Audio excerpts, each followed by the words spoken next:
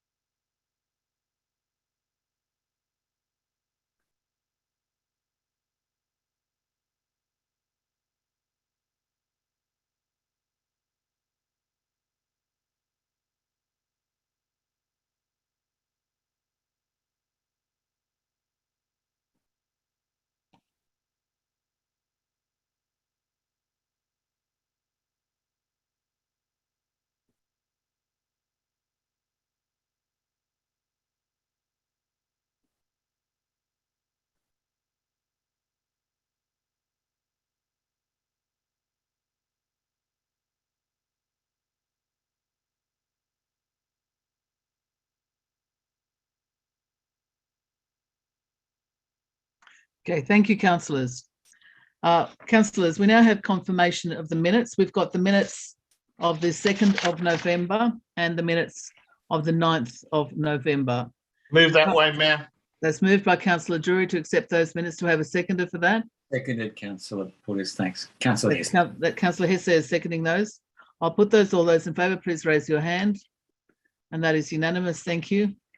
Councillors, we now have the public forum. So we only have 2 speakers this evening for the public forum. I'm sure the speakers are aware, but the time limit is 3 minutes. And the first speaker is Sarah Maguire, and she's speaking to item 3. I understand Sarah is here. Sarah? Yes, yes, I'm here. Hello. Please go ahead, Sarah. Right, hello. So my name is Sarah Maguire. I'm the editor of Inner West Review. It's a publication dedicated to the Inner West LGA that is currently a website and social platform.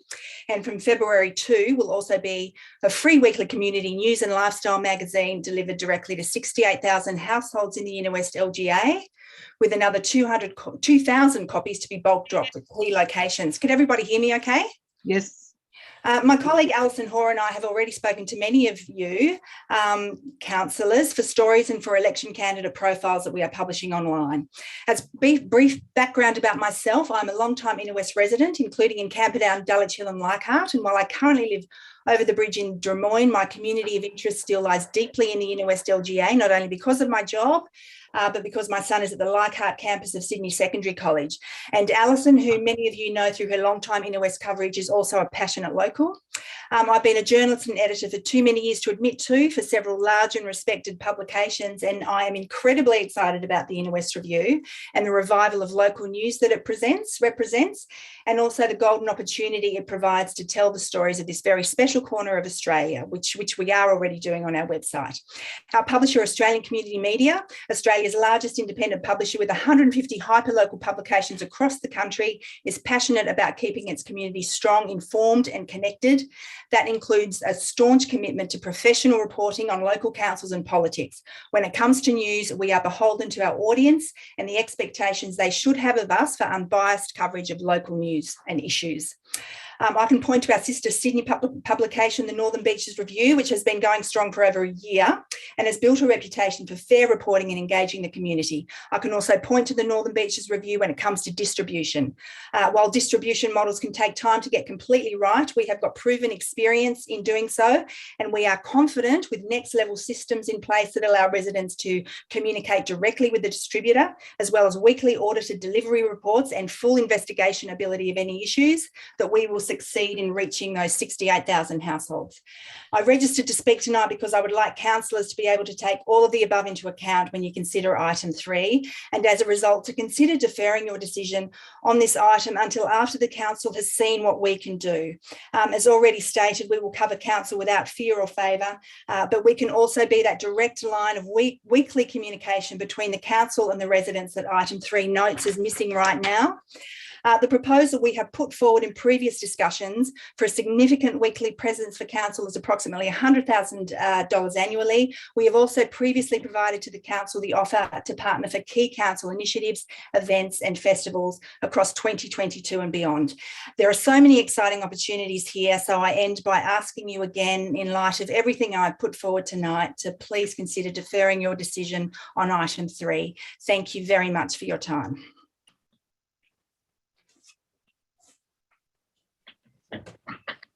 Thank you, Sarah. The other resident we have speaking this evening is Michelle Leonard, and that's for item 5. Michelle.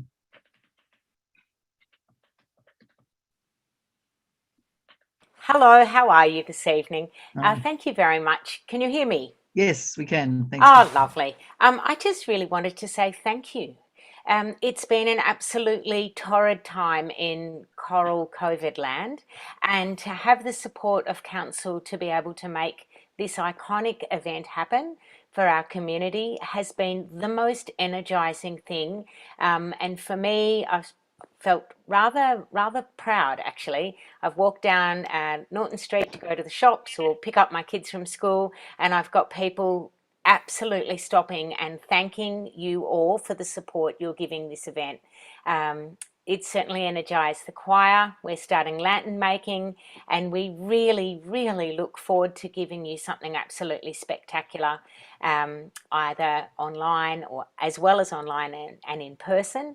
And I think it's just about saying thank you at this point, and for the support you're giving everyone in the arts ecology. So not only the people that build the stage and the equipment, but also the musicians, the composers, the arrangers, the technical crew, everyone who actually makes this event something glorious for our community. And to have that opportunity after a really genuinely challenging 18 months, for everyone to have that vehicle for social cohesion and community engagement, just thank you.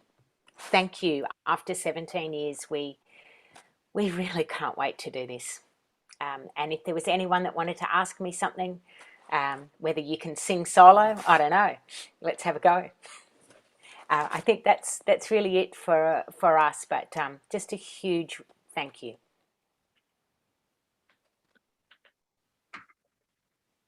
Thanks, Michelle. Okay, councillors, we now have mayoral minutes. So I have 4 mayoral minutes this evening. This is our last council meeting for this term. So I'm hoping that they will be reasonably straightforward. Look, the first mayoral minute is the mayoral minute on the Inner West Light Rail Council actions. And this is, obviously we know that we have our light rail, which has been decommissioned for up to 18 months. I wanted to communicate with you that I met with Rob Stokes on Friday the 12th of November with the General Manager and our Strategic Transport Planner, Ken Walsh. It was a really productive meeting. As well as the Minister, we had some of the senior transport staff in the meeting, and I think we could speak very honestly and fearlessly about what was not working in the Inner West and the impacts it's having on our residents, and what we could do by working together to try and minimise those impacts. So we agreed to set up a working group at an officer level in order to identify as many of those issues as possible that were impacting negatively on residents and were impeding routes being as flowing and as efficient as possible. And also at the same time to try and address some of the issues that were of concern. So we raised a lot of issues in that meeting. One of them was the issue of waterproof enclosures. So my first point is that we request temporary bus stops to have waterproof enclosures, because at the moment they don't, that the accessible paths and directional signage be significantly improved, that we get leaflets that are also printed in the community languages and maps, and that staff are allocated to each light rail station to actually assist people by actually being there so that questions can be asked in situ, which is really important. I'm also asking that we set up an information page on our website, which I think is important, so that there's a go-to place on our website for residents to find out what's happening and get up-to-date information. And because we've got this conduit with Transport for New South Wales, with our officers working with them within the working group, I also think it's a very good idea that we allow residents to ask questions and lodge requests with council, which we can then feed in directly to these working groups and to the contacts we have with Transport for New South Wales, get the answers or get the issue on the agenda so that it can be addressed. And finally, my motion raises the issue again of the cost of the buses. I'm pleased to see that the Minister has reduced the buses to half price. And I did raise this with the Minister in our meeting, that was a start, but we really wanted to see the replacement buses to be free of charge. I think the Minister is concerned that there'll be some exploitation of that, but I really think that even if some people may choose to use a bus that we're not going to use the light rail, the vast majority of people are going to acknowledge that because of the considerable disruption that the decommissioning of the light rail has caused, that at the very least, these replacement buses should be free of charge. So I think it's important that we write again and reiterate that request to the Minister, because I do believe that he would be amenable to consider actually granting that request. So these are the points that I've put forward in this mayoral minute. Councillors, is there any discussion on this? Yes, Councillor Stamos. Yeah, Madam Mayor, I think the points that you've got there are very strong. The one thing I think that might be missing in terms of my interpretation of it is residents obviously will be concerned about the service performance, service frequency, and and we really need to go into bat very hard for that. Now, currently, there was a very frequent tram service. It took high numbers of people, and I would see one of the central points of monitoring by council was that frequency and the capacity issues allowed our residents to do exactly what they were doing, going to school, going to work, coming home in the evening from whatever they were coming, shows and concerts. And I would see that as a key criteria for monitoring throughout, so that our residents have at least somewhat seamless transport access to transport services. So I don't know if that's included there already, but I certainly think it requires constant monitoring throughout the next, certainly throughout the first 6 months of this. Thank you, Madam Mayor. Thanks, Councillor Stamoulis. I might just, as the General Manager was in that meeting, this was obviously highlighted in the meeting, so might just ask the General Manager. I don't believe we have Ken Walsh in the meeting, just to make some comment on our requests for express buses and to enable as efficient services as possible. Yeah, thanks, Madam Mayor. Yeah, look, we held another meeting with Transport for New South Wales. Ken did with their key staff last week. They've got their events planning team rerouting all of the buses in and around to service the needs. We're having regular meetings with them to ensure that they've given a commitment to provide the services and monitor the usage, and looking at some express services that don't necessarily hop straight along the route, but some straight directly into the city.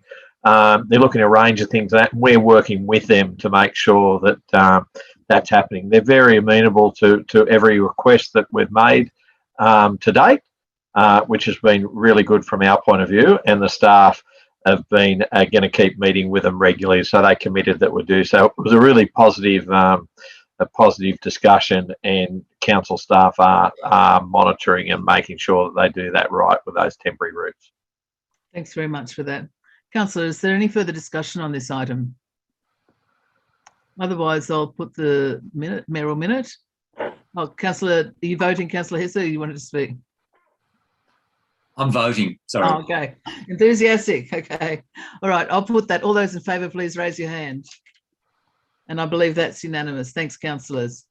Councillors, the next mayoral minute on the agenda is something that's become one of my favourite topics recently, and that is accessibility of our footpaths across the Inner West Council. And I know we had quite an animated discussion, slightly off topic, at our last council meeting about this.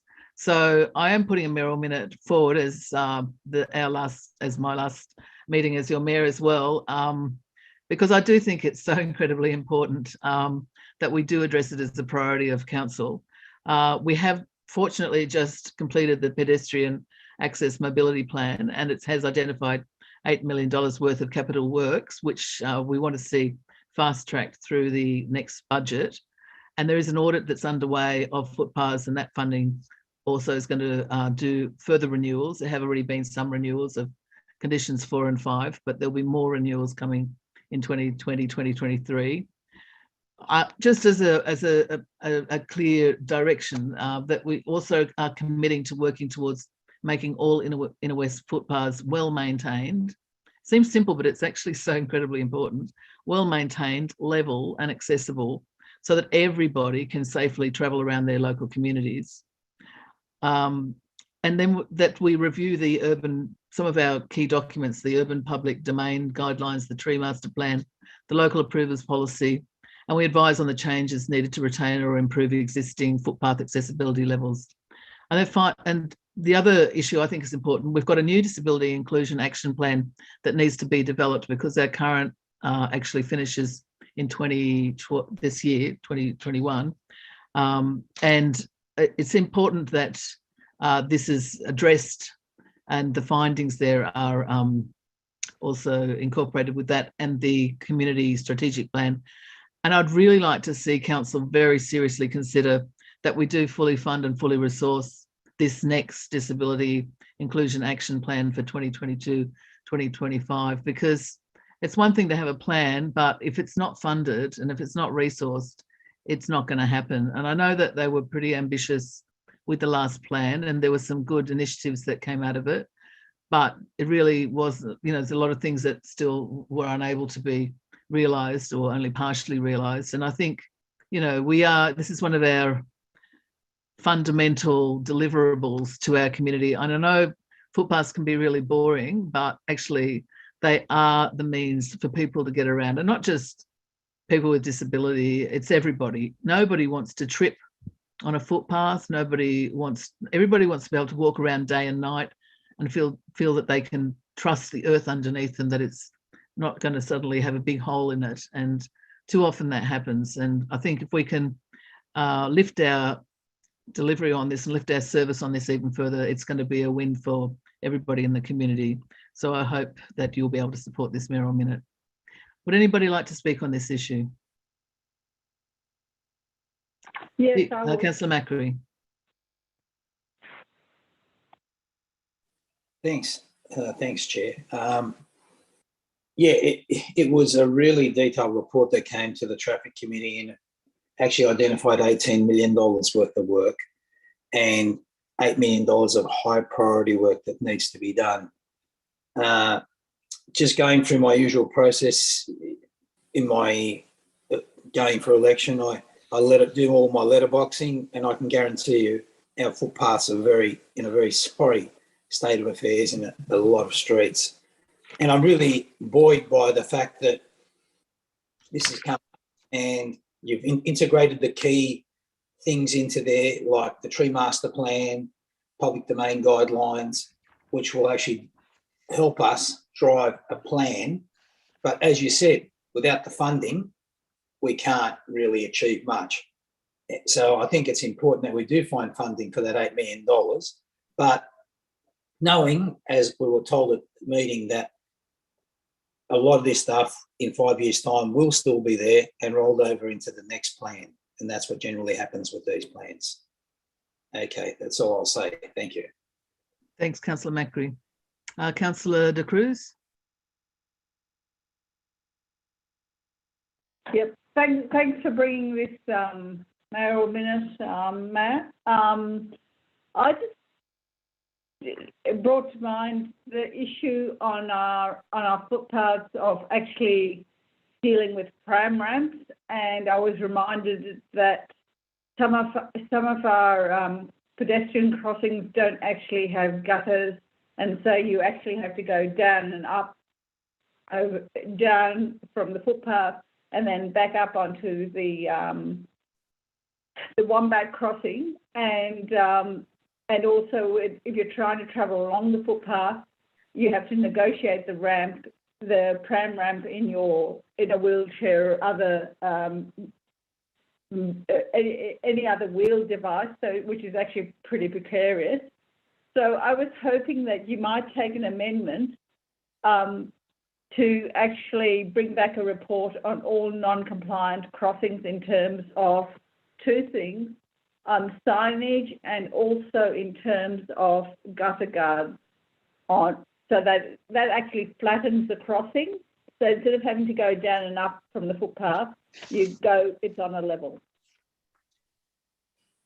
Councillor De Cruz, I'm happy to add that as an amendment. I was just wondering if that's already going to be captured in the audit. I might just ask the General Manager if that's something that will already be picked up in the audit, and whether that audit is going to be reported to the new council. Could I ask the General Manager? Thanks, Madam Mayor. Look, I might throw to Kathy. The audit will be picking up the condition rating, so I don't know what they've done about whether the PAMP study picked up that for crossing. So I'll just throw to Kathy. Thank you, Madam Mayor. The audit will be picking up things such as the existence of gutter bridges, but it doesn't pick up gradients. The PAMP, though, has looked at our various pedestrian facilities and assessed where there is a need to improve accessibility, and particularly where there is a high priority to improve that accessibility. Thank you. A question through the chair. Yes, look, I've got Councillor Luce McKenna, and then I'll come to you after that, Councillor Stamalos. Thank you. Sorry, Councillor De Cruz, have you finished? Yes. Well, I've sent my amendments through to Catherine. I think there was some ambiguity. I know that the pedestrian accessibility plan seemed to focus on safety, and yeah. So I'd like you to put the amendment. If it's already there, it's not a big problem. But if it isn't there, then we need to do that. The other thing is that there's also some issue with the signage at pedestrian crossings, which has come up at traffic committee. And so it would be good to have an audit of whether all the signage is compliant. So that's what I've sent as an amendment. All right, I'll have a look at that. Thanks, Councillor Cruz. Councillor McKenna. Thank you, Mayor, for bringing this. This is something that's very dear to my heart and been on my website, the website since 2004, that it was one of my aims to have adequate access. I feel I achieved a lot in the first 12 years, and in the last 5 years, I feel we've gone so far backwards. It really upsets me enormously. Being able to travel and walk around your community is a human right. Yeah. Now, when I say walk, I mean access your community, whether it's in a wheelchair, whether you use a mobility scooter, a wheelchair, a walking frame, or what, or you're pushing prams, everybody should be able to get around. What's happened in recent times is that we don't seem to, our regulatory staff, they don't seem to monitor the footpaths at all. So I would plead with our officers to have those, the regulatory staff, just as they would monitor or book someone that is blocking a road. If someone is blocking a footpath with their equipment, they need to be spoken to, warned, and if they don't do it, they need to be dealt with. At the moment, we have footpaths that literally during the day, the busy time when old people are around and people with a disability, when you cannot get across and along some of our footpaths because there's so many tables, chairs, pot plants, A-frames, that literally, and people standing outside playing with their phones, waiting for coffees that are actually blocking the footpath. So that is my plea, and it is my last plea. That I will be able to one day, as I'm getting older, walk along a footpath and actually get along it. Thanks. Councillor McKenna. I'm with you. Councillor McKenna, hopefully your last plea as a councillor, but not your last plea ever. Councillor Stamalos. Yeah, thank you, Madam Mayor. I think this is a very, very important mayoral minute, and I agree totally with Councillor McKenna. This is a human right to be allowed to walk around your own neighbourhood or other neighbourhoods in a safe way. So I think it's extremely important.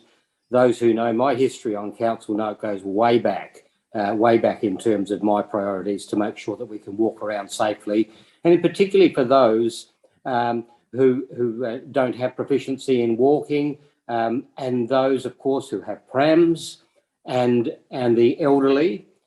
We find that they lose confidence to go out and connect and walk around their neighbourhood over time. So this is wonderful that we're looking at this. But my question is on question 2 through to the relevant officer. It's a very big claim, question 2. So I want to be sure that we can do that. So we're saying here that at the end of 2023, that condition 4 and 5 footpaths will be $0. That is, we will not have any more condition 4 and 5 footpaths. They'll all be condition 1, 2, and 3.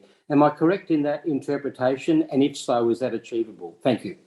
Can I put that to the relevant officer? Through the chair, Councillor Stamalos, you may recall that last year we spent $4.4 million on condition 4 and 5 footpaths.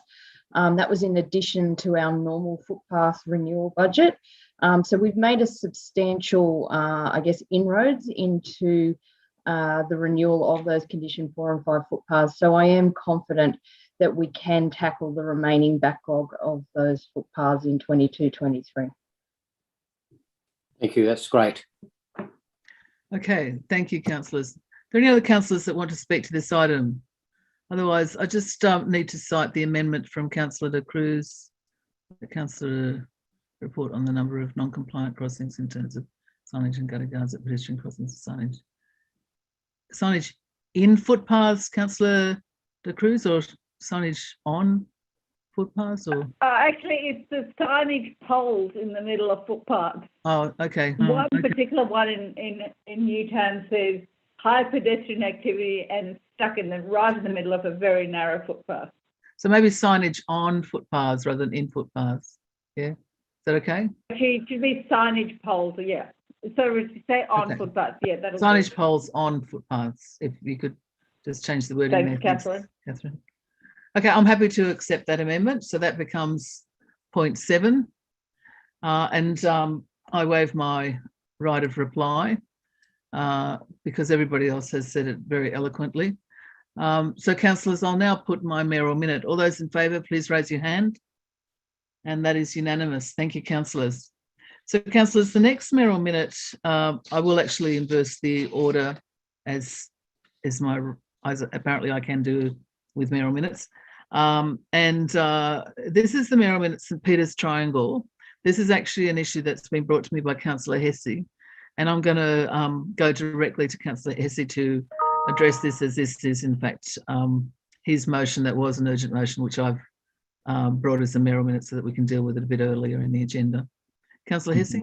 Thank you, Mayor. I very much appreciate your generosity in bringing this matter forward.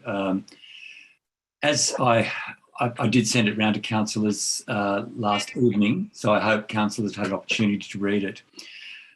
As I set out, Councillor Macri and myself met with residents of St Peter's on Saturday afternoon. Quite a number who, at short notice, came out following emails and social media expressions of concern about what the Department of Transport for New South Wales was proposing. I won't repeat myself too much, other than to say that residents, I think, well, there's an urgency about this because obviously this council is about to cease to be, and there won't be a council, elected council, for the next 2 months. So I do believe we do need to give direction to the officers of council about where the elected representatives of this area would like it to go.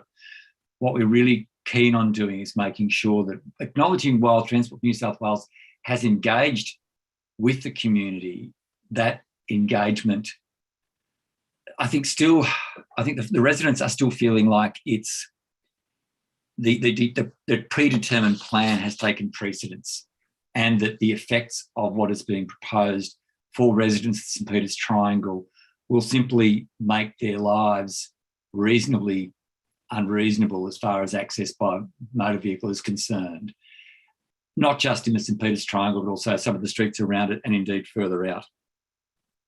So what we're really hoping here is that fellow councillors will endorse this, that we can take this through to Transport for New South Wales, really seek the officers from Transport for New South Wales to come down and talk through the issues on site with residents on a Saturday, so that residents can attend those meetings and go through it in a really fine-grained detail, and ultimately to listen to the residents. I'm not a resident of St Peter's, so but I can really see the point of residents. I understand that for some residents in May Street, the idea of blocking off the no right turn from May Street into Princess Highway and from the Princess Highway into May Street would be a benefit. However, for other residents, probably in fact a lot more, it will cause significant pain and annoyance. And it could also, as a number of residents said, point 8 is a really important one, and councillors will remember we discussed this matter a number of months ago about the potential impact of car and truck movements down through Campbell Street. It would potentially increase that traffic, and the impact on the students going to and from St Peter's Public School would be quite negative. So that's been raised with me. It was raised with myself and Councillor Macri on Saturday. It's been raised a number of times since by residents. That's they're all genuine concerns. So, in the interest of not talking for too long, I really will put it with you and leave it there. Thanks, Councillor Heason. Councillor Macri, did you want to speak to this? Oh, and I've got Councillor Drury as well, but I'll go to Councillor Macri first. Yes, thanks, Chair. Yeah, as we raised it previously about the right-hand turn in and out of May Street, it seems really, it really seems unnecessary to a lot of the residents, and it's really going to hinder the way they live. They've been through a lot down there in that St Peter's area with the West Connects, and just as things are starting to sort of fall into some sort of shape and people's routines are going back and they're getting some of the benefits of the new roads and the new setup, their lives are going to be turned upside down. Firstly, by this no right-hand turn in and out. And now another idea to try and reverse the movement on a triangle, which took a long time for Mayoral Council to actually get right. It wasn't an easy thing. And I know there was a few different ideas thrown around at the time and trial until we settled on this. And part of it is this idea of pedestrian safety. And it was pretty advantageous that we had the pedestrian PAM report, because in that report, it actually highlighted pedestrian accidents. And it noted, and I just have to find the right page, which I had,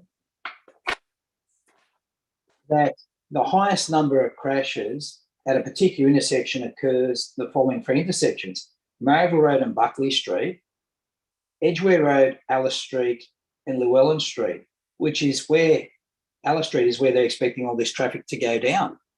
So it seems a little bit strange that we're directing traffic down an area where there is already a pedestrian safety problem, as opposed to an intersection that doesn't have this pedestrian problem.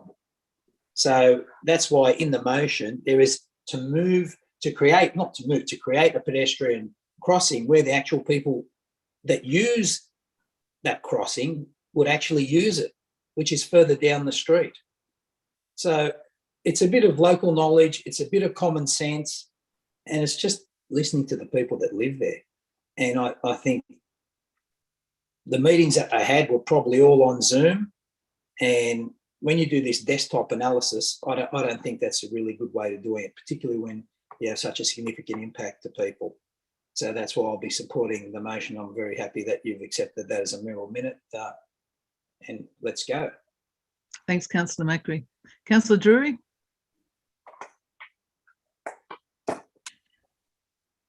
Mayor, I'm just hoping you would accept an amendment that I have alerted Colin to, and that should be on the board at present.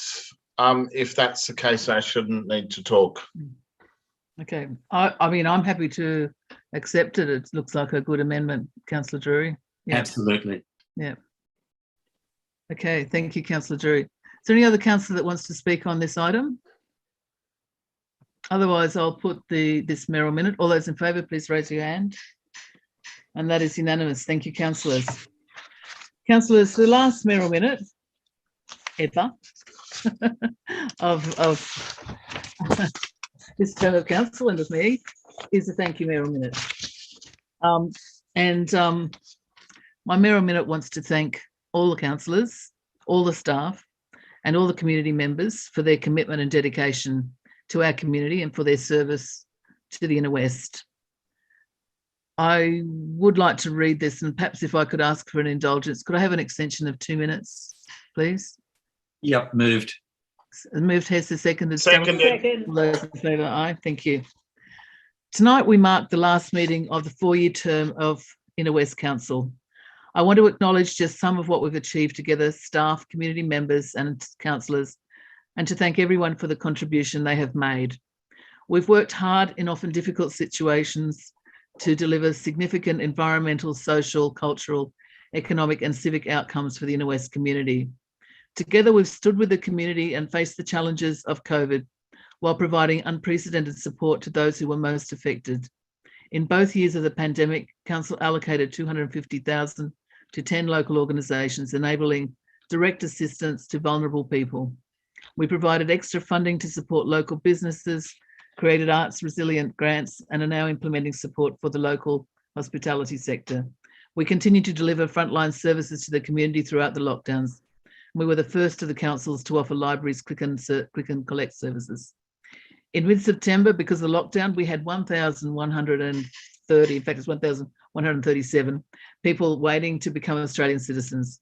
We couldn't run in-person citizenship ceremonies, but found out that we could run small online ceremonies of approximately 40, 45 people instead. So every Monday evening and some weekends with some of the staff, we've been running online citizenship ceremonies. And I particularly want to give a shout out to our dedicated council staff, Denise Watson, Grace Gallo and Kim Fagan, who together with me have worked on weekends and in the evening to make this happen. And we've given almost 1,000 residents citizenship in the last 2 months. So I'm happy about that. Inner West has become one of the greenest councils in New South Wales, well on our way to fulfilling our pledge of becoming 100% renewable and carbon neutral by 2025. We rolled out food organics, recycling all apartments and recycling for apartments in the Inner West. We've achieved our target to become 100% divested from fossil fuels. We adopted the climate and renewables strategy to help the Inner West respond to the climate emergency, and the zero waste strategy, which will help stop overconsumption and redirect resources from landfill. We have built major infrastructure from which the community will benefit for generations to come. These projects have largely been legacy projects from our three councils, Ashfield, Marrickville and Leichhardt, project that despite difficulties, and let's be honest, significant escalations in costs, we committed to deliver, and that is exactly what we did. From the 45 million Ashfield Aquatic Centre to the magnificent award-winning Marrickville Council, to saving and restoring the heritage Dawn Fraser Pool Bars, and also delivering the upgrade on Haberfield Centre and Library, footpaths, town centres, and we're still working on our delivery of the Greenway. Other highlights include the youth facility in Mahoney Reserve, Petersham Park Grandstand, and the upgrades to Campdown Park, Cooks River Parklands, Tempe Reserve and Henson Park. The Inner West has one of the strongest creative industries sectors in the country, and it shapes our local identity. It is unique and highly valued. In these difficult days, we have stood with our local artists, our creative industries, our musicians, performers, and our live music venues with grants and practical support. Council provided 1.5 million in grants to local environment, community history, multicultural and arts initiatives. We implemented programs to support Aboriginal and Torres Strait Islander residents, young people, seniors, people from a range of cultural backgrounds, LGBTIQ plus community and refugees.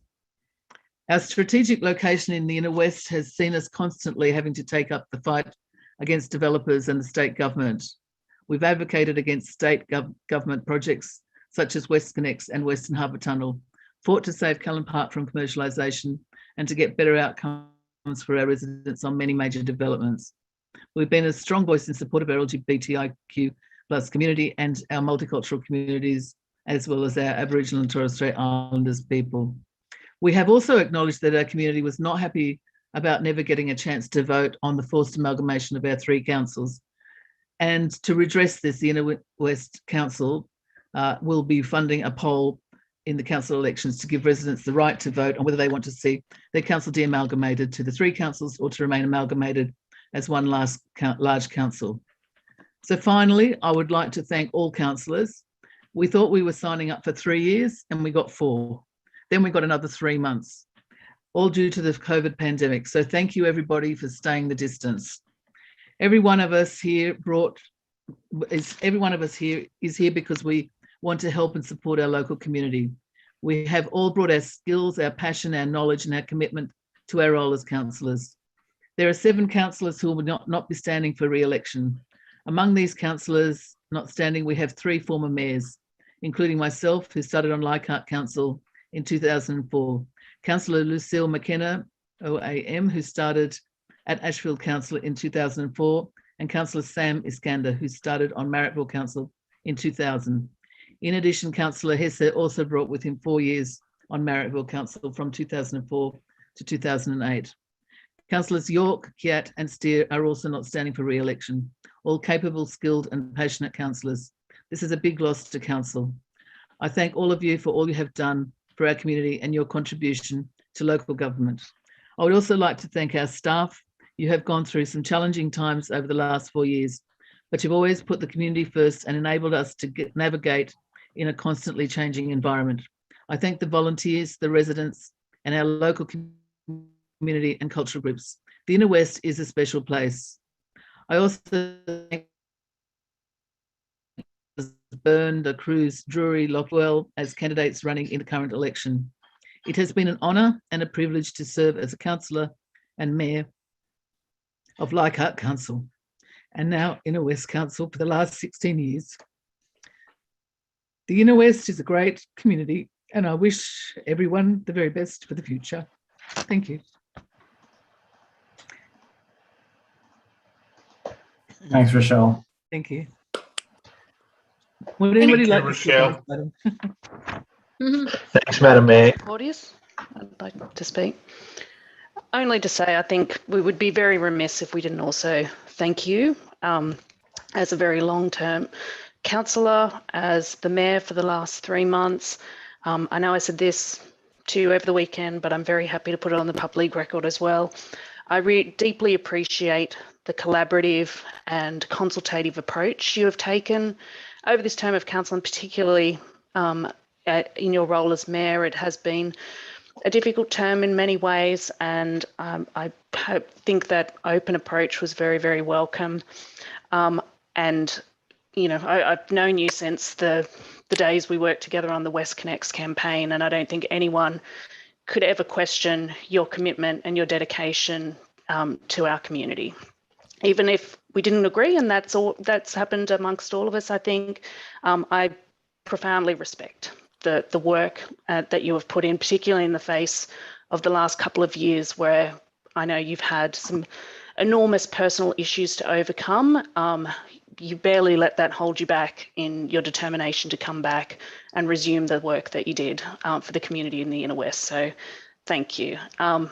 And I would also like to thank, I don't know if Councillor Iskander is here, but Councillor Iskander and Councillor McKenna, who are retiring now, I have deeply appreciated the very honest and open conversations we've been able to have with each other over this term.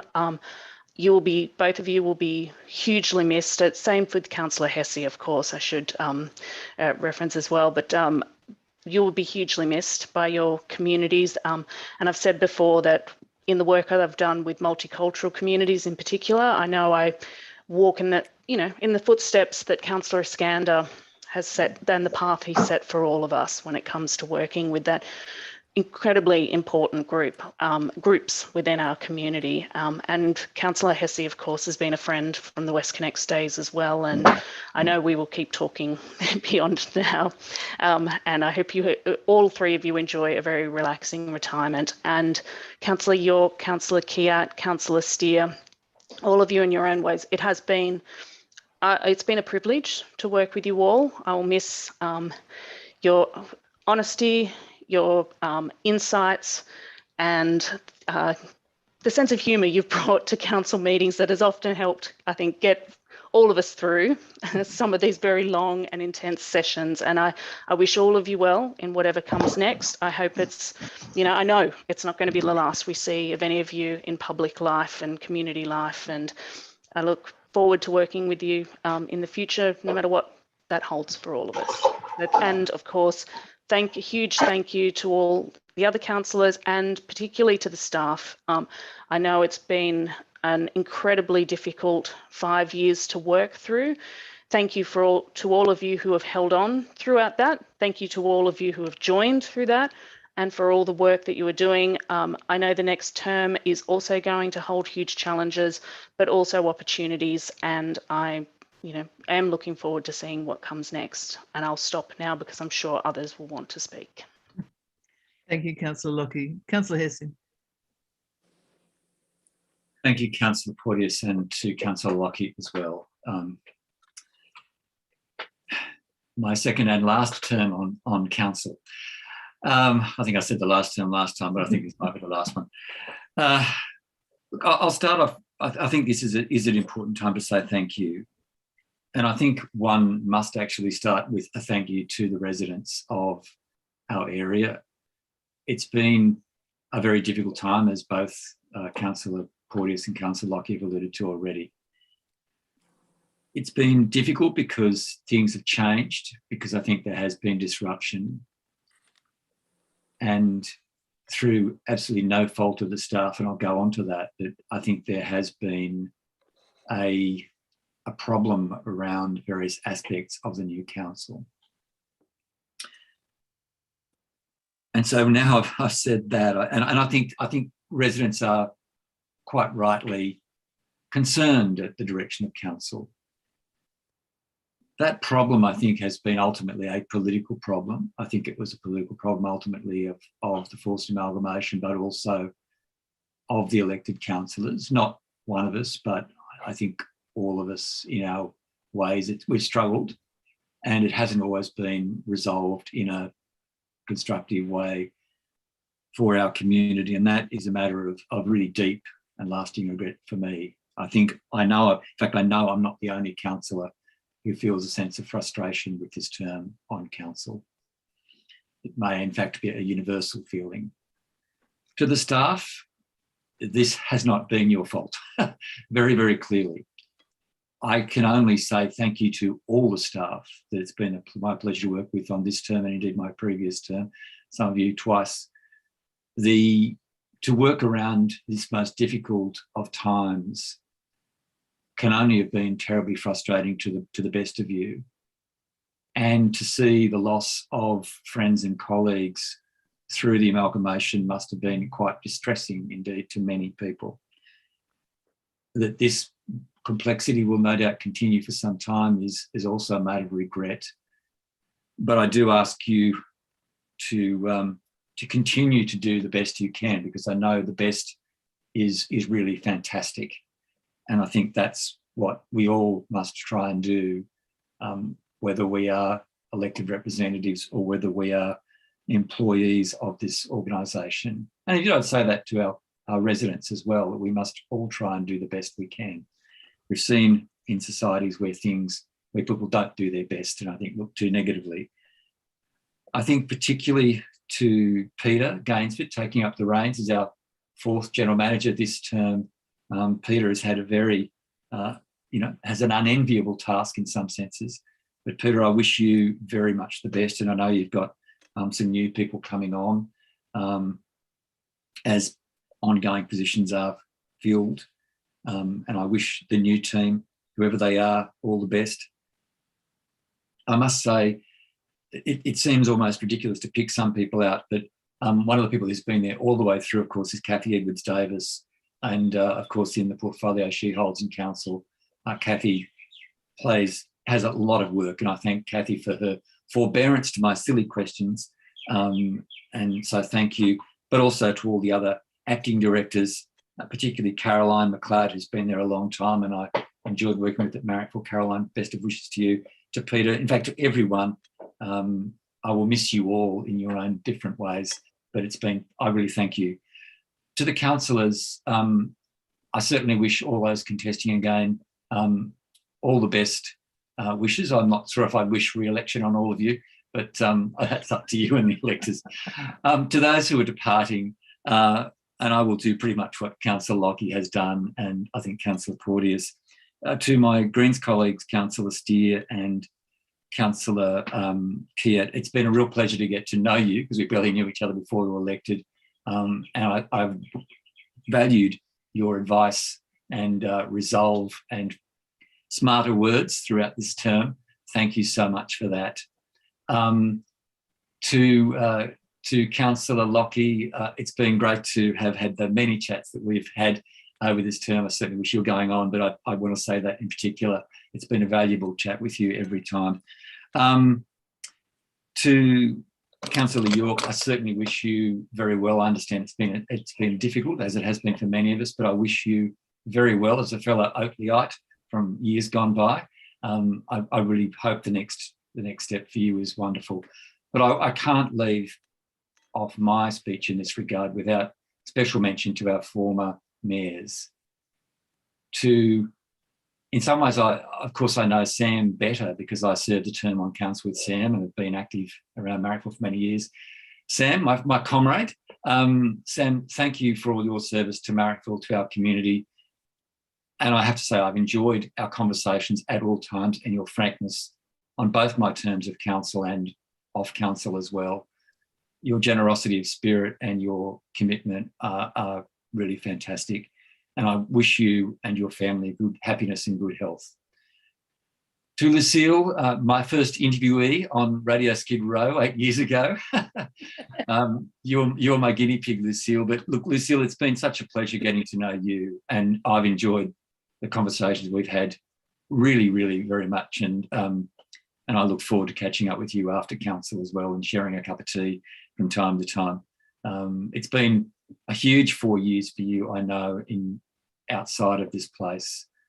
But I have nothing but admiration for you as a thoroughly decent human being. I wish everyone in politics was as good as you, Lucille. And to Rochelle, who I've known more slightly, being north of Parramatta Road, but we were elected the first time at the same time. Look, I think Pauline in some senses has said what needs to be said, but I probably should say it as a Green as well. You're a tough cookie, Rochelle. I don't think many of us could come back from what you've experienced. But your dedication to this council and to the community has been nothing short of staggering, quite frankly. I couldn't do what you do. And you've kept me on the path too, I think, as well. So, and to you and to your partner too, I think it would be remiss to not mention him. Your commitment, I think, will be missed by people in your area. Even if they don't know, they'll miss it because you've been such a presence and you served your community with such unstinting devotion that, yeah, I think we've been privileged to have you serve the community of the Inner West over the last 16 years in your various capacities. And I wish you, Lucille and Sam, good health and happiness for the future, wherever that road takes you. That's enough from me. Thank you. Yeah, thank you, Colin. Yes, I know I exceeded the time limit, but I think it's okay. Is there any other councillor that would like to speak? Madam Mayor? Yes, Councillor Stamalos. Madam Mayor, thank you for raising this Mayoral Minute. I think it was very balanced and very fair. We've had each councillor talk about a fairly turbulent and torrid 4 years, and it certainly has been all of that. But I think your comments took some of the heat and steam out of that, and we reflected on some of the things that that have gone quite well. We have an amazing staff doing great work under better leadership in the sense of the governing body. I think the council will excel.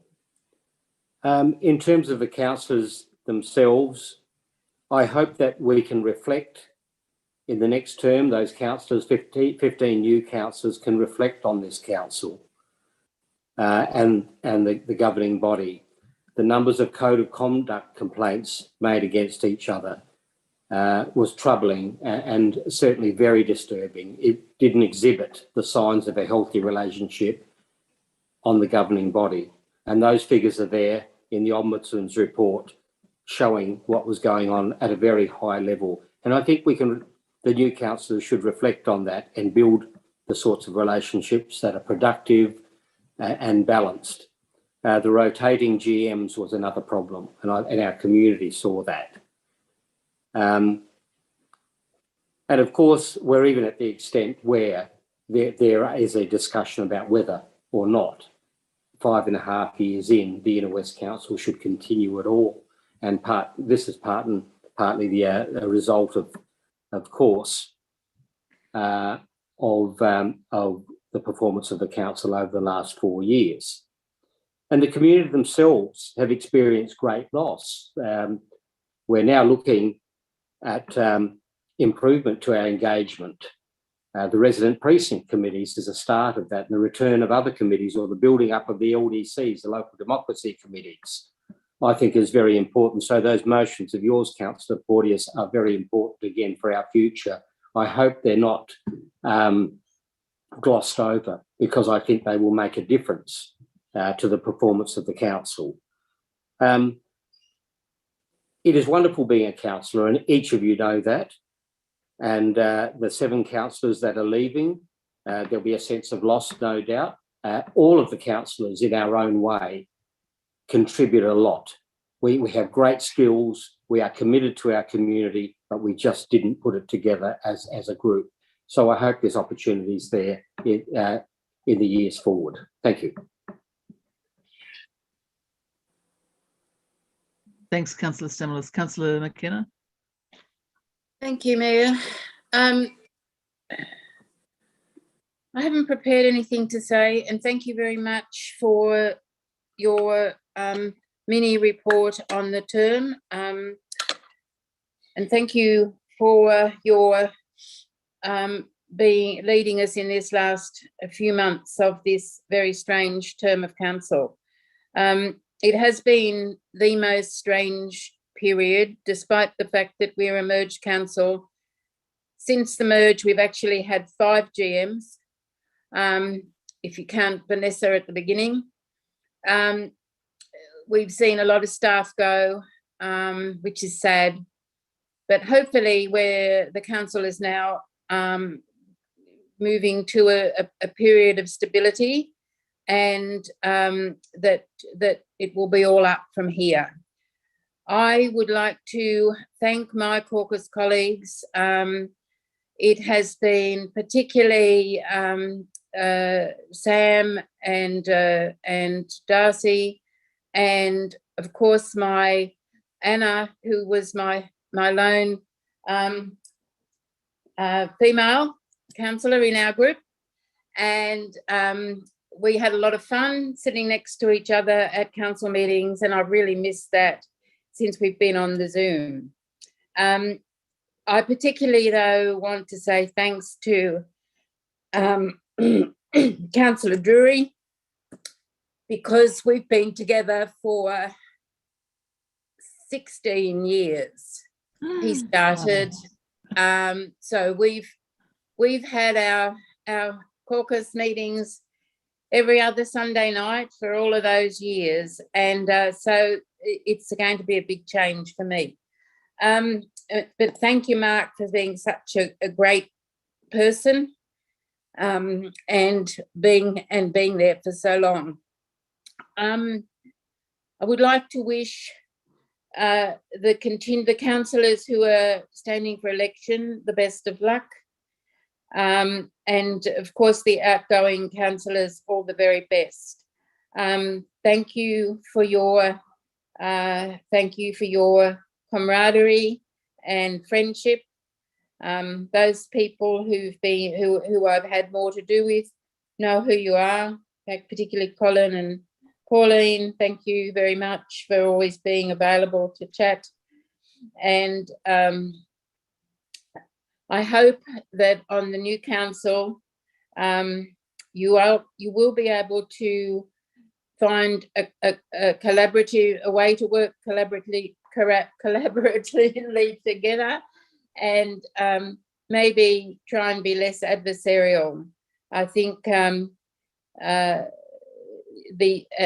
hope that the hard work that's been done on this term will really show in this next term, as everything gets bedded down.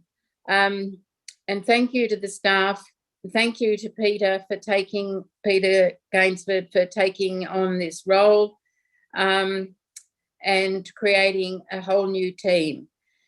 I have to mention Kathy, because she's the only old Ashfield person that is still around, and we came from such a fabulous team of nearly all women at Ashfield. We were just about to do a book. We were going to copying Holroyd, actually.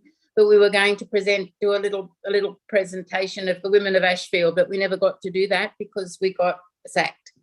But we had, of all of our directors, mayor, all women, just one male director. So thank you for hanging in and still being around, and for such a sterling effort and getting thrown into all those extra tasks, and especially being the COVID updater at the moment as well, and looking after that extra job as if you didn't have enough to do. So and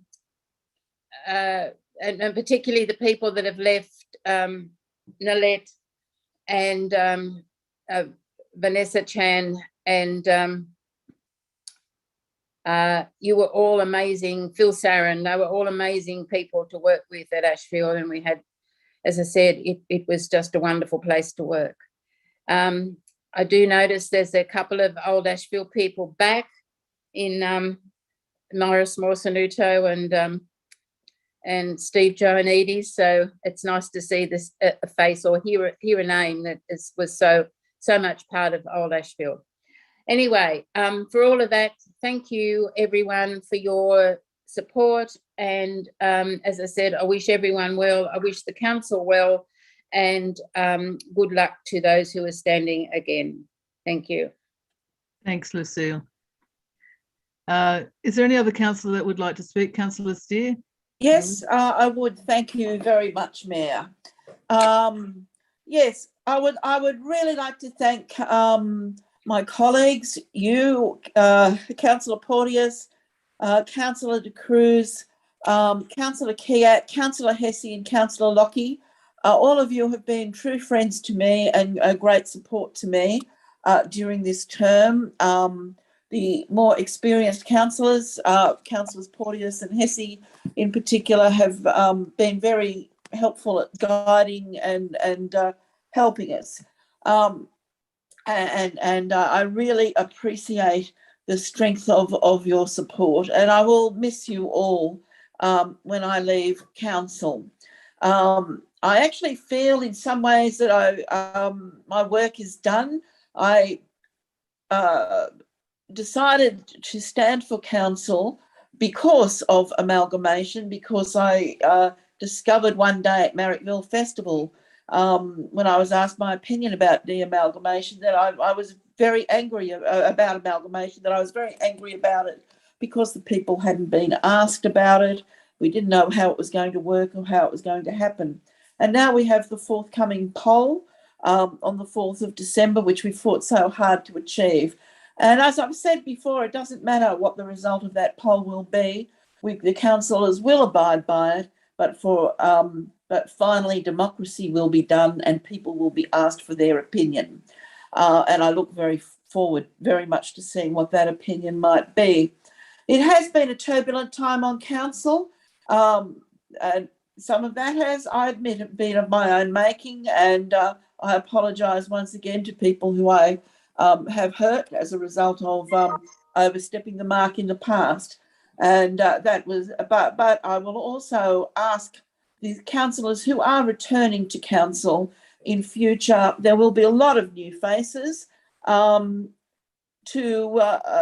be helpful to the new councillors instead of and to give them support and find out and take the time to find out who they are and what they are interested in and what you might be able to achieve together. It was difficult on this council for the fact that 10 councillors were returning from different councils. All of them had their own ideas. Everyone thought their council was the best. And there were 5 former mayors and deputy mayors from the former councils.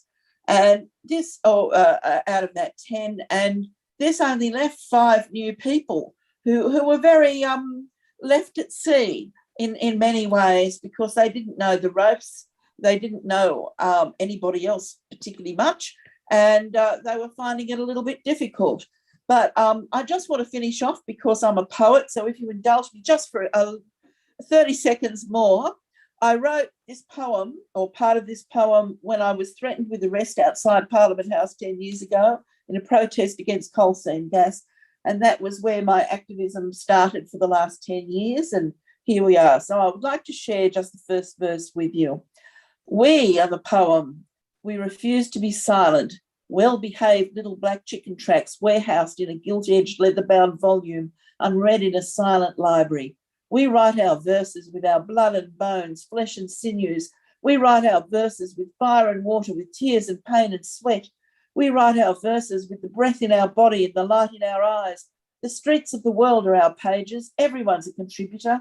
No one gets edited out. Everyone has a part in our poem. We dance our poem on the streets. We shout it to the skies. We whisper it in the silent spaces between bits and bytes.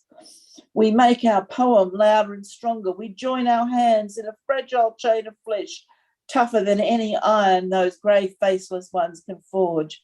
The sheer force of our poem breaks those iron shackles, and we are lifted clear above the devouring ocean waves. We are free. Our poem surges on the wings of our joy. We are the poem. We shall prevail. Thank you very much. I wish everybody a great Christmas, and I thank you very much. Thank you so much, Lou. That's amazing. Councillor Cruz. Yes, just briefly, I'd like to thank all the councillors. It's been an interesting 4 years. I'd particularly like to thank the 10 councillors who have served on former councils. I think the 5 new councillors have appreciated that. But I think what I found most astounding was, besides the incredible job we've had to do the amalgamated council through, and then that wasn't enough, and we got COVID thrown at us. And then on top of that, I guess there's been so many personal things that have happened in people's lives. There have been people who have passed. There have been 2 babies born. It's just really incredible the amount of life the 15 councillors have seen, and I think perhaps we've not even had time to celebrate that with each other. And I hope that in the next term we will have some little breathing space to be able to get to know councillors. I think I echo Councillor Steer in saying that the new councillors certainly felt like they were coming into a party full of old people who knew each other quite well from serving a long time on council, and coming to the end of the term, you can understand that, because it's incredible how much time you spend with the other councillors, and that experience is, and quite often to the exclusion of the rest of the people you've known throughout your life. So thank you for those councillors who've served an incredible amount of time. Thank you for those councillors who have served a relatively short time, and good luck to all those standing along with myself for another term. Thank you. Bye. Thanks, Margarita. Are there any other councillors that would like to say something? Councillor Macri.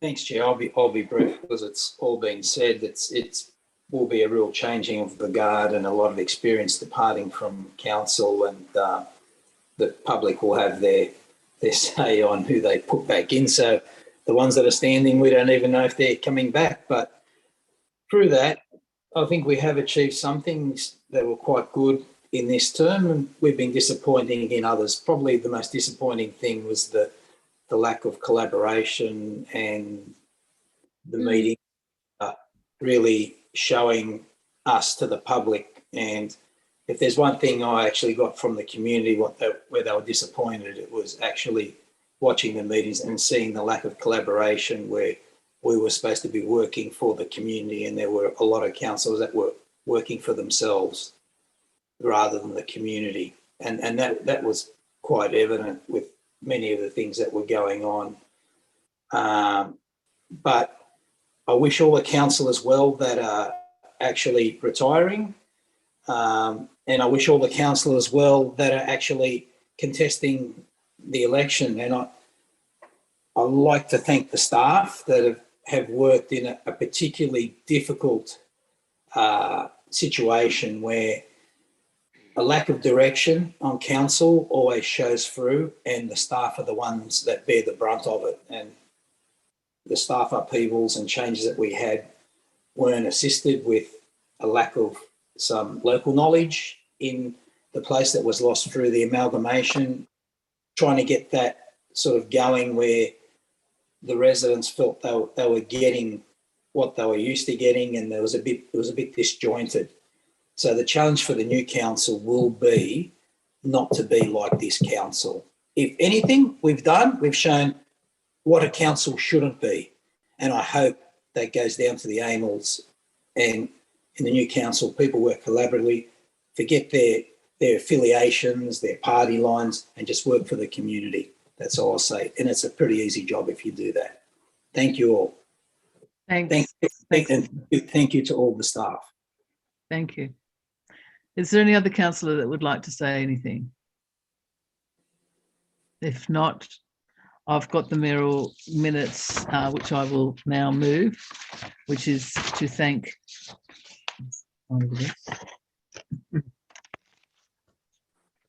the councillors, the staff and community members for their commitment and dedication to our community and their service on the Inner West Council. I'll now move that. All those in favour, please raise your hand. And that is unanimous. Thank you, councillors. Councillors, we now move to the agenda itself. And the first item on the agenda is parking meters. I'm happy to move that recommendation. Is there a seconder for that? As seconded by Councillor Stamalos. Councillors, is there any discussion on this? I'm happy to waive my right, my speaking rights on that. Councillor Stamalos, did you want to speak to it? No, thank you. Okay. Is there any councillor that wants to speak on this item? No councillors wants to speak on this item? I'm happy to waive. Please go ahead. You want to speak, Councillor De Cruz? Yeah.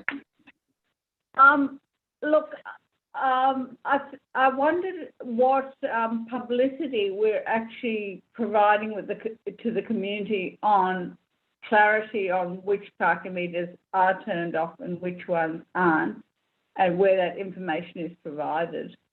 If the officers could just answer that question, because I think there's some ambiguity.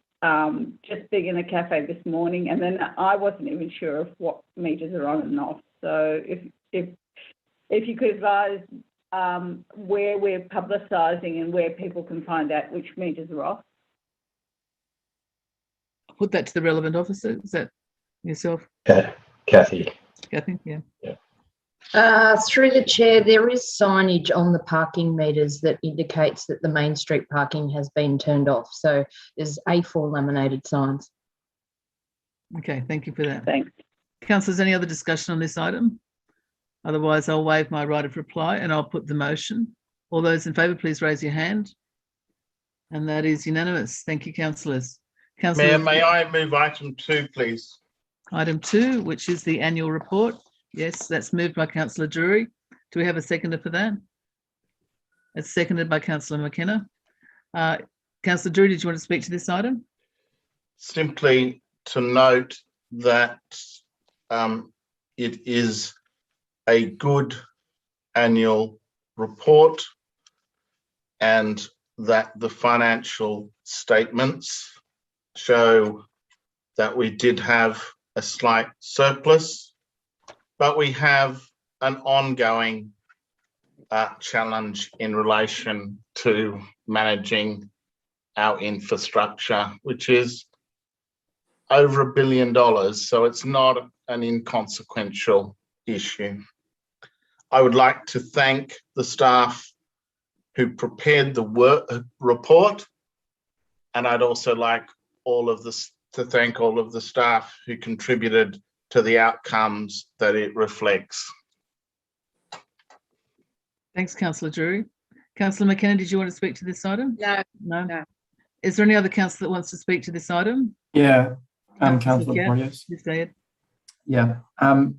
Look, I've had some correspondence with the staff about this. I'm not proposing to change anything, but I just wanted to draw councillors' attention to the table on the graph on page 12 of the report, which in a really straightforward way reports.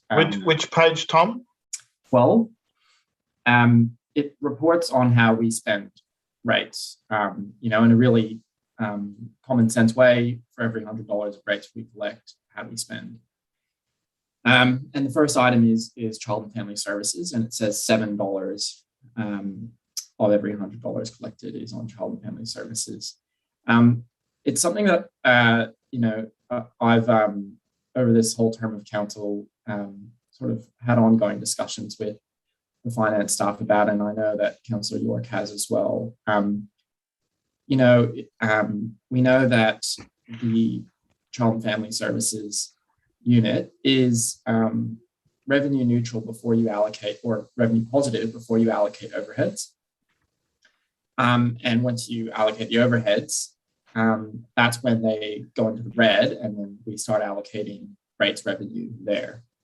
Now that's, I think it's just something to consider when we're doing the important work of presenting simply how we spend our rates. And I think actually Councillor Macri, was an advocate of this, and I think it's a good idea. But that simple graph can sort of obscure, what's happening underneath. And I think that, I think I've said since I first became aware of it, that we need to think about how those overheads are allocated, because it can perhaps overstate, how much that service is really costing ratepayers. And I'm not saying we need to fix that right now, but I hope councillors think about that going forward. I just don't think that the way that the overheads are allocated is just algorithmic, or it's prorated based on staffing overheads. That's my understanding, or at least that's a significant component of it. And that might not be appropriate and might not reflect really how much that service is costing ratepayers rather than users of the service. So I just wanted to make that comment, something for councillors to think about going forward.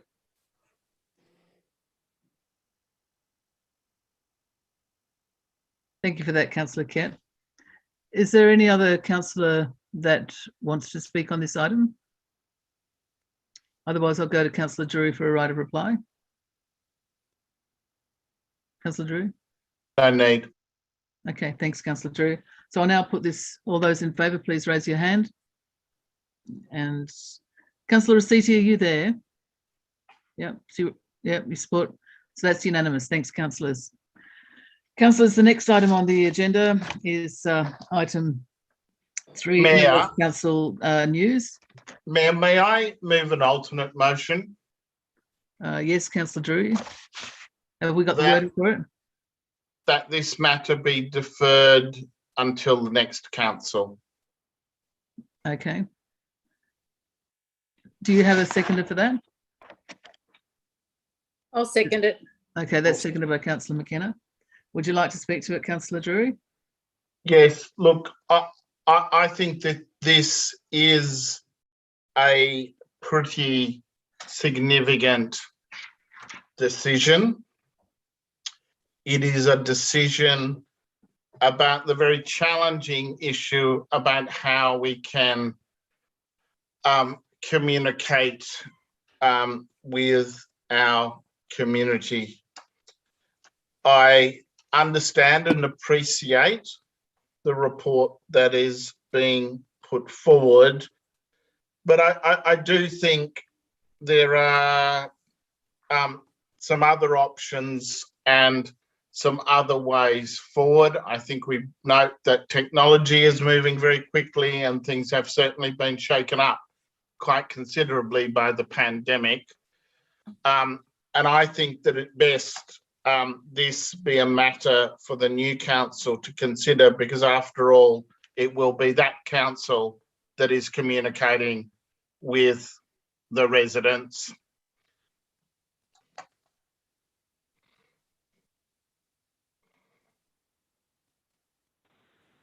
Thanks, Councillor Drury. That concludes your statement. Yep. Councillor Could I McKenna. move? Okay, I'll just go to Councillor McKenna. If she wants to speak, then I'll go to you, Councillor De Cruz. Councillor Let McKenna? Councillor Cruz go first. Okay, Councillor Cruz? I guess I was going to move the officer's report as a foreshadowed motion, with putting it in place till the end of the financial year, with a report coming back in March. Okay, have you provided the wording of that to the officer? No, but I can. Great, thank you. And did you want to speak to that, Councillor De Cruz? And is there a seconder for that as well? Okay, I'm happy to. Okay, Seconded. that's seconded by Councillor Steer. Okay. Yeah. Oh, look, I could just speak briefly to say Sure. that I think that newsletters are really important source of information for our community.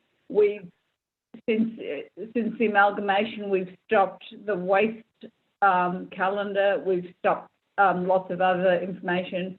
The notice boards, there's very few. There's a lot more happening in council, and our community needs to be kept informed. As we change waste services, people need to know about that. People need, quite unsolicited. Yesterday, someone brought up that she'd like to know about bike plans and progress on that, about parks being consulted on. So I think there's a lot of information we do need to get out to our community. And I think we should put this in place for 6 months, up to the end of the financial year, with a report coming back in March, so that the next council can make a decision on whether they continue with this or will they take another approach to communicate with our community. And I think just it also needs to be very much part of our community engagement process. So there are things like notifying people about DA's significant projects, such as Parramatta Road development, Western X will come to an end, we hope, at some stage, but even those projects, Cullen Park, all of those kind of projects, is a very important way to keep our community informed. And I think we will well and truly have enough to put in a monthly newsletter, and people will welcome it in their mailbox. So I suggest we do put it in place for 6 months and let the next council decide whether they want to adjust it further. Thanks. Thanks, Councillor De Cruz. Councillor Steer, did you want to speak to that? No, I just want to say that I agree with everything Councillor De Cruz just said, and I don't need to say any more than that. Thank you. Thanks, Councillor Steer. So, Councillor McKenna, we'll go back to you now. Yes, thank you, Mayor. Look, there's a few things here.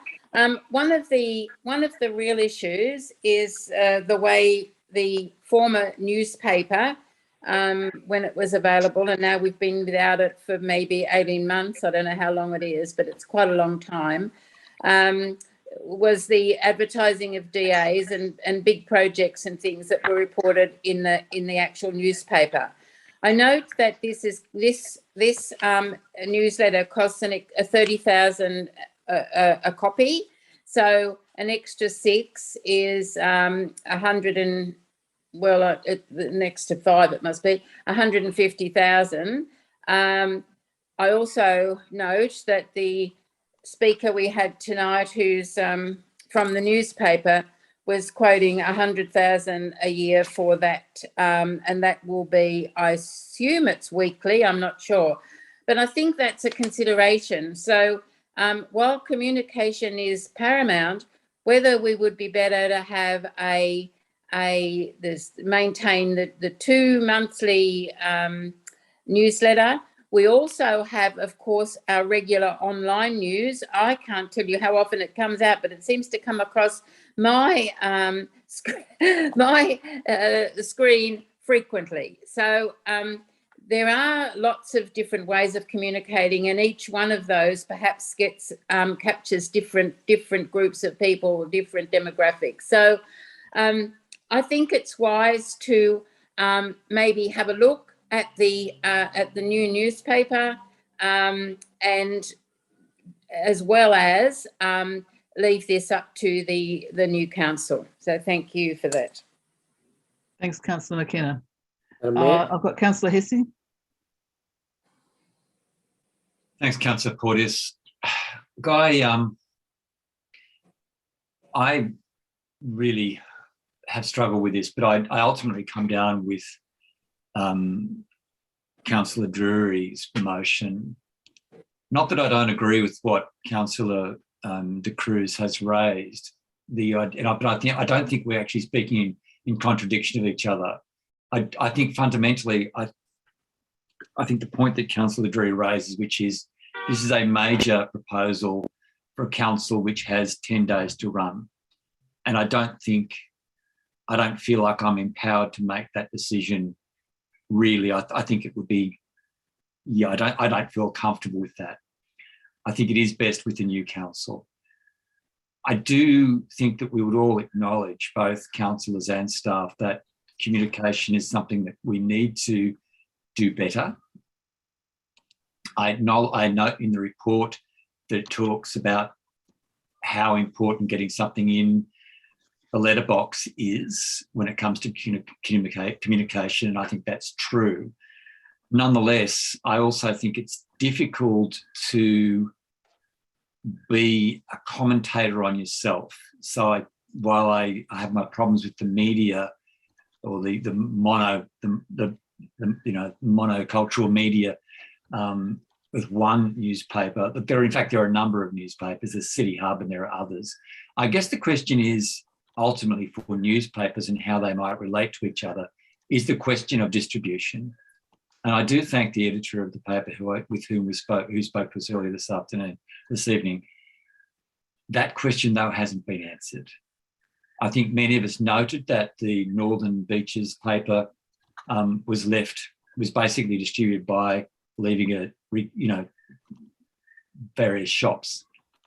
That's not a substitute for getting it in someone's mailbox. I think for me, that is the issue. I think if council is going to have a media partner, it has to be in people's letterboxes. That's the issue. Without that, I think the newspapers can do what they will. It doesn't have to be that newspaper. It could be the City Hub. It could be another provider altogether. But I do think that this council should not make that decision. So I'll be voting for the motion. Thank you. Thanks for that, Councillor Hesse. Are there any other councillors that want to speak on this item? Madam Mayor. Councillor Stamalos?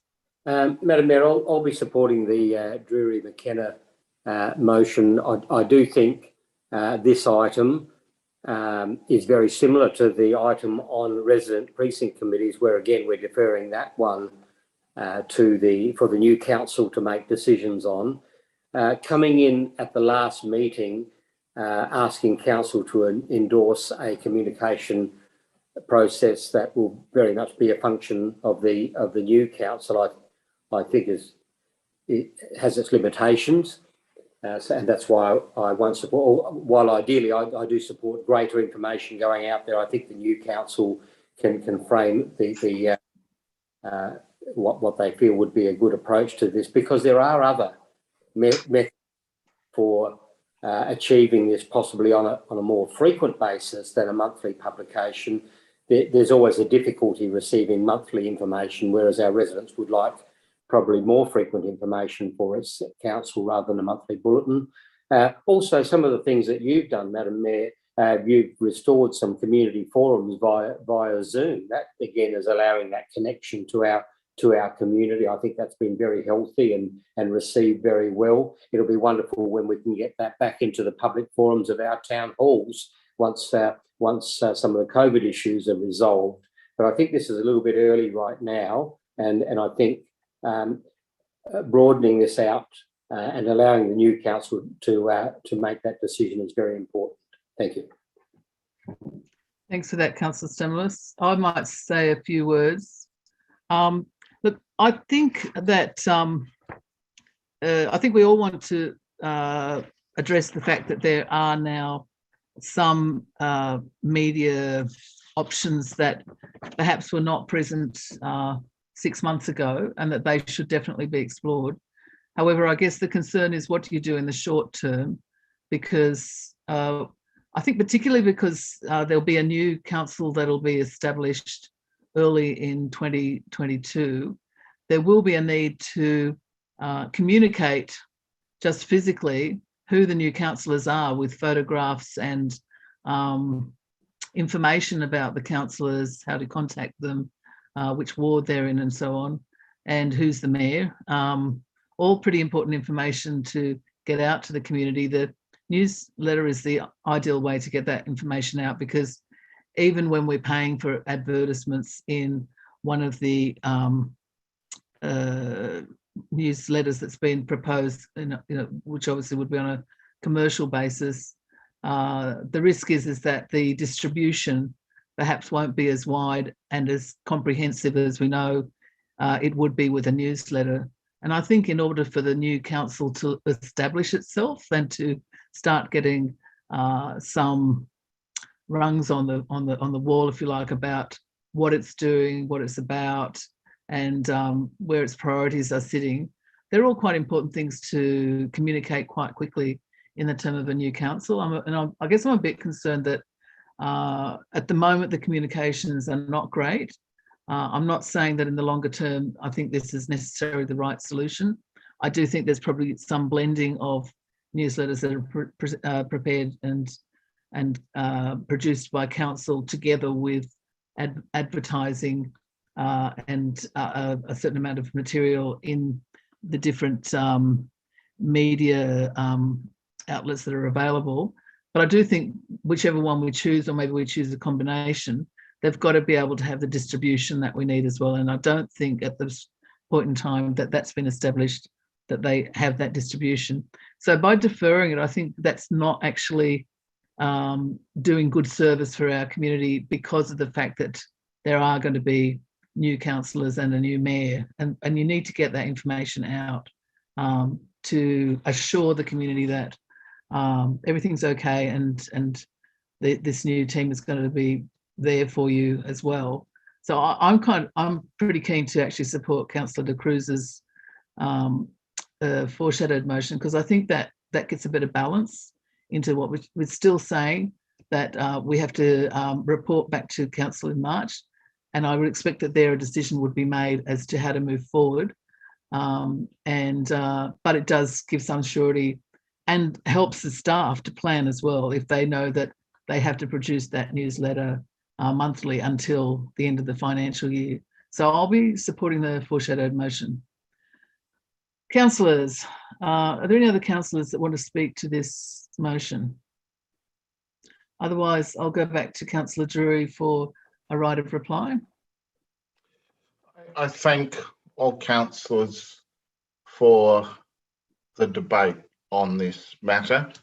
And I think it is become pretty apparent to all of us that the shake-up of media in this country has not served our community well. No. I think that those people who have been out there campaigning realise that the level of awareness in relation to simply the fact that a council election might be on is far lower than I have experienced in the last couple of decades. And there are other media, and there's radio, and there's online, and there's community radio, but I think this is a question that we really should let the new council consider. In relation to the very salient points raised by yourself, Mayor, it would be my understanding that we would have at least one or two of these community newsletters out there, probably before we make that decision. I would anticipate we'd have a community newsletter reporting on the new council and the new mayor, and I would anticipate there would be a late summer one, by which time I think the new council would be in a position to actually properly consider the question of the best way for it to communicate. I agree with Councillor Hesse. One of the points that I think is critical is trying to foster some independent journalism.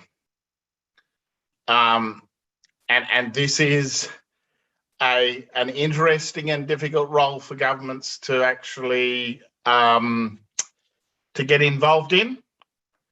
But I actually think that it is something that I would like to debate with the new councillors about what is our role in relation to that. Yeah, so look, I just think this is quite a key issue. I agree with Councillor Stamlis. I see it analogous to the question of the resident action groups. I think this is something that we should allow the new council to decide. I don't think there'll be a hiatus in communication between now and when the council would decide. I would urge people to support my resolution. Thanks for that, Councillor Drury. I'll now put the primary motion. All those in favour, please raise your hand. That's 1, 2. So it's Hesse, McKenna, Drury, Stamalos, Kiat, York, Rossetti. Councillor Macri, are you there? And you're supporting the primary motion, and Macri. And against, it's Porteous, De Cruz, Lockie, Steer. It's 4 against. So just checking that, that's 8 for and 4 against. So that's carried. Thanks, councillors. Councillors, the next item is item 4, the events December to June 2022. Okay, I'm happy to Councillor McKenna, you had your hand up. Did you want to move that motion? You're on mute. Yes, I'll move it. Okay, so that's moved by Councillor McKenna. Is there a seconder for that? I'll second Councillor Porteous if you like. Okay, okay, it's seconded by Councillor Hesse. Councillor McKenna, would you like to speak to this motion? Yes, just briefly, Mayor. Look, it's been such a difficult 2 years, and no more than for the events team. They've moved and switched and adjusted and had many different tries at getting this right. I really just would like to thank them for the report and thank them for again making the relevant adjustments, and hopefully that 22 will be will go ahead. All of these events will be able to, that are programmed will be able to go ahead in 22.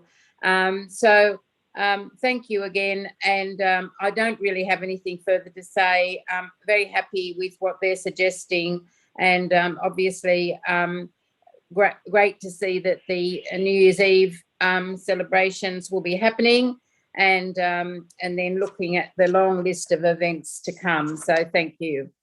Thanks, Councillor McKenna.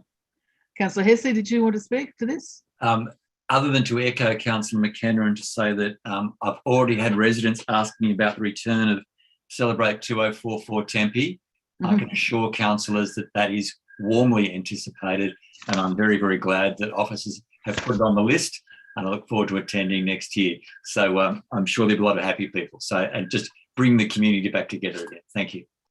Thanks very much, Councillor Hesse. Are there any other councillors that want to speak to this item? Madam Mayor? Councillor Stamlis, yeah. Just very quickly, the first item, Madam Mayor, Councillor Macri has had some technical difficulties. I don't know whether he'll be coming back in or not, but he may be out for a protracted time. In terms of item number 1, the New Year's Eve in Balmain, now we had some complexities last year and problems, and there was a lot of confusion. So I'd like to just pose a quick question through the chair about this proceeding. Are we sure this is going to proceed? Is it going to follow the COVID guidelines? Whatever any other information that that our staff can make to help us understand, because we don't want any further confusion on this. Thank you. Thank you, Councillor. Sorry, that was not a question, Councillor Stanis. It was a statement. Is that correct? Sorry, it is a question through the chair. Okay. We're I was just trying to get somebody to check on Councillor Macri. I'll put that to the General Manager. Yeah, thanks, Madam Mayor. I'll have a go at answering it. Caroline can add if she wants. So, yeah, it's going back to the 2019 operational model, John, and councillors. So it'll be just not the way it was run last year, because we weren't 100% sure. I wasn't here, but it was sort of, which do we do in relation to response to COVID? But it's just going back to a pre-COVID setup. So that's where we work hand in hand with the police. We do all of the traffic management associated with New Year's Eve, and we'll work with them. So we'll set it up as we've done pre-COVID. Thank you. Thank you for that. Councillor, is there any other councillor wants to speak on this item? Otherwise, I'll go to Councillor McKenna for a right of reply. No right of reply. Okay, councillors, I'll now put this item. All those in favour, please raise your hand. And I believe that's unanimous. Thanks, councillors. I think we need to note that Councillor Macri is absent at this point. Catherine. Okay. So, councillors, the next item on the agenda is item 5, major partnerships. I'm happy to move this, and I've sent a small amendment to Catherine, to the minute taker. Catherine might be trying to contact Councillor Macri at the moment. Catherine, are you there?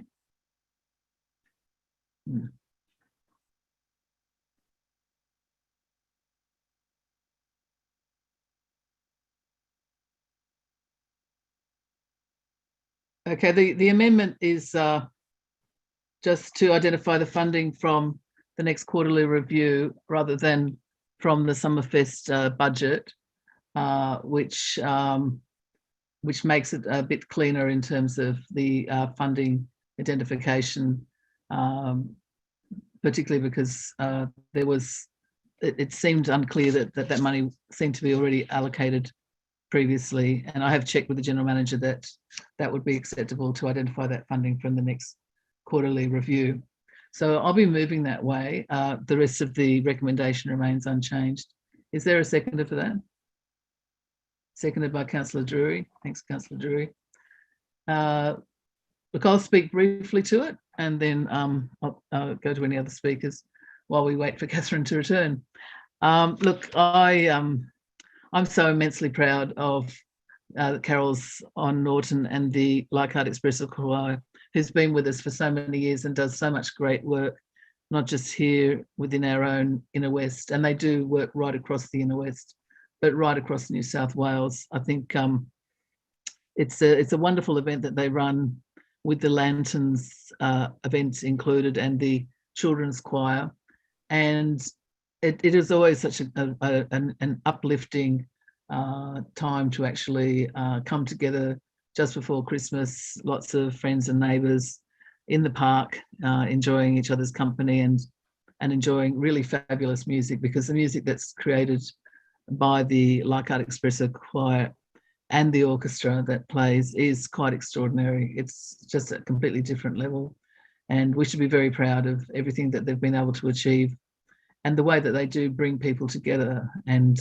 unite people through the good times and the bad times, and they're with us. We should be very proud of the fact that they're with us. I'm pleased as well that the latest that I've heard, and I might just go to the relevant officer for an update on this, but my understanding is that there's a good chance we will actually have a Yabun festival this year.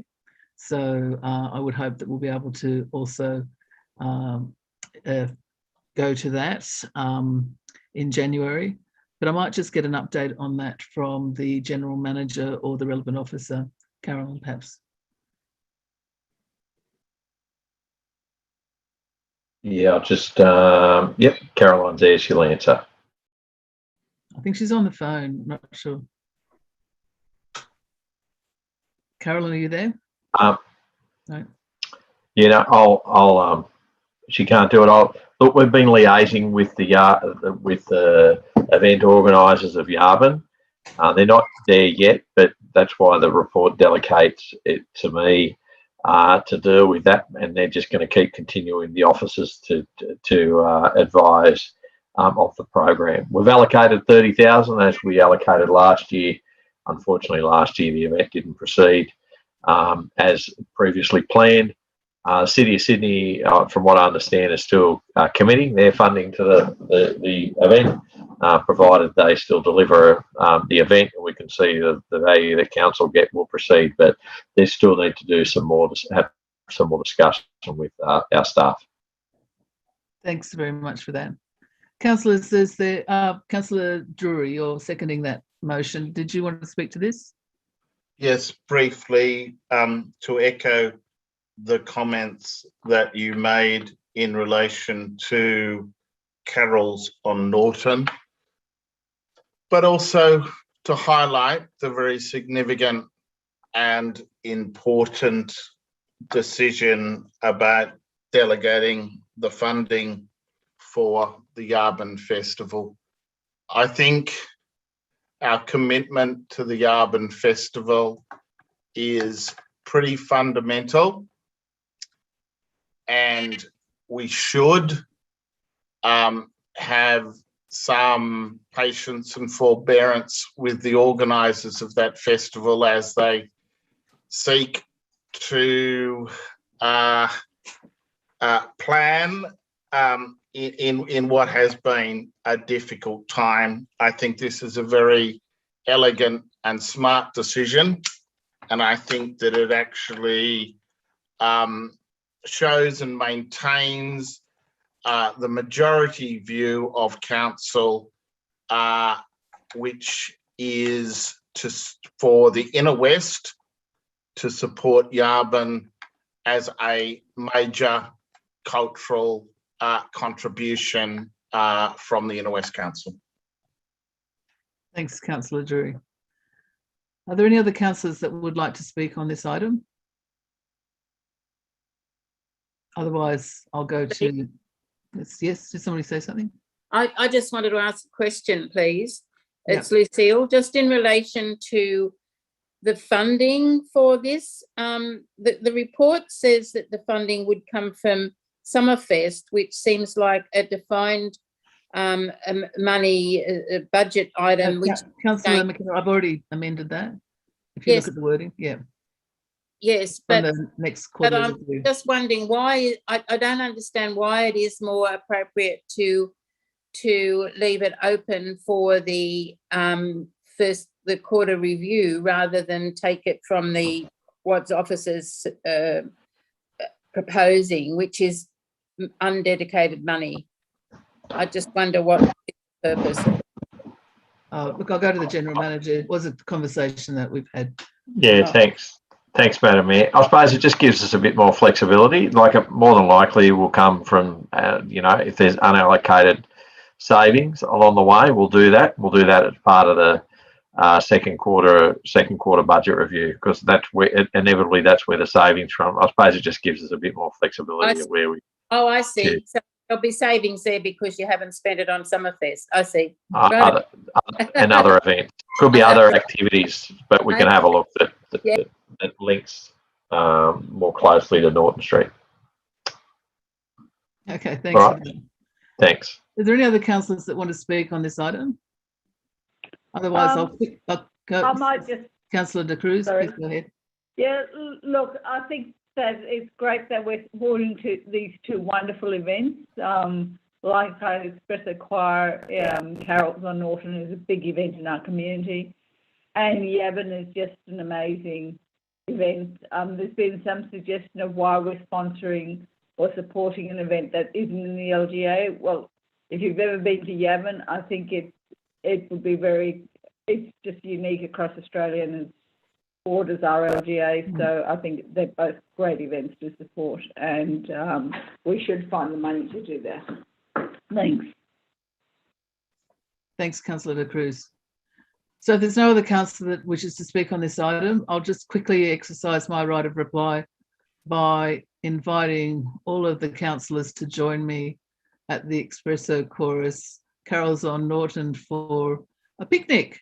So I hope you can all join me and we can enjoy some wonderful music together. Okay, Thanks, councillors. I'll now put the item. All those in favour, please raise your hand. And that is unanimous. Thank you, councillors. Mayor, may I move item 6? Certainly, councillor. That's the first quarterly budget review. That's moved by councillor Drury. Do we have a seconder for that? That's seconded by councillor Stamoulis. Did you want to speak to that, councillor Drury? Yes, look, once again, I would like to thank the staff for its preparation and agree that it should be adopted. I would also just like to observe that we have come a very long way from the budget, the scant information that we were first provided in relation to quarterly budget reviews. There are very extensive notes and very clear commentary in this report in relation to the variances. I particularly appreciate, as you would all know, my interest in terms of the capital projects. We've got a lot clearer and more transparent about that, and I think that is a huge step in the right direction. I think that what we note is that we have budgeted a small deficit, and we're not tracking too badly, which in the current circumstances, and the circumstances are still current in relation to the pandemic. I know some people kind of seem to operate as if the pandemic is over, but there are still ongoing effects, as those of us who are out in the community know. So thank you to the staff. I'm pleased we're tracking well, and I'm pleased that we've got very clear explanations in relation to the commentary and the variances. Thank you, councillor Drury. Councillor Stamoulis, did you want to speak to this item? Thank you, Madam Mayor. I agree with Councillor Drury that steps have been taken to make this slightly more user-friendly, and I hope I was the councillor that was responsible for part of that. As I say, I agree with the fact that there be steps to make it more readable, but I do think, and I do hope the new council delegates a small number of councillors to sit down with our finance team and say, here's what we need as a group of councillors to make this a very special, tight and informative document for councillors. This is highly technical. It is difficult information if you don't have that finance and statistical and economic bent. So I do believe that it would be useful to get a delegation forward to even take it further, I think, and refine it more to make it a very usable document for councillors. Thank you. Thanks, councillor Stamoulis. Councillor De Cruz.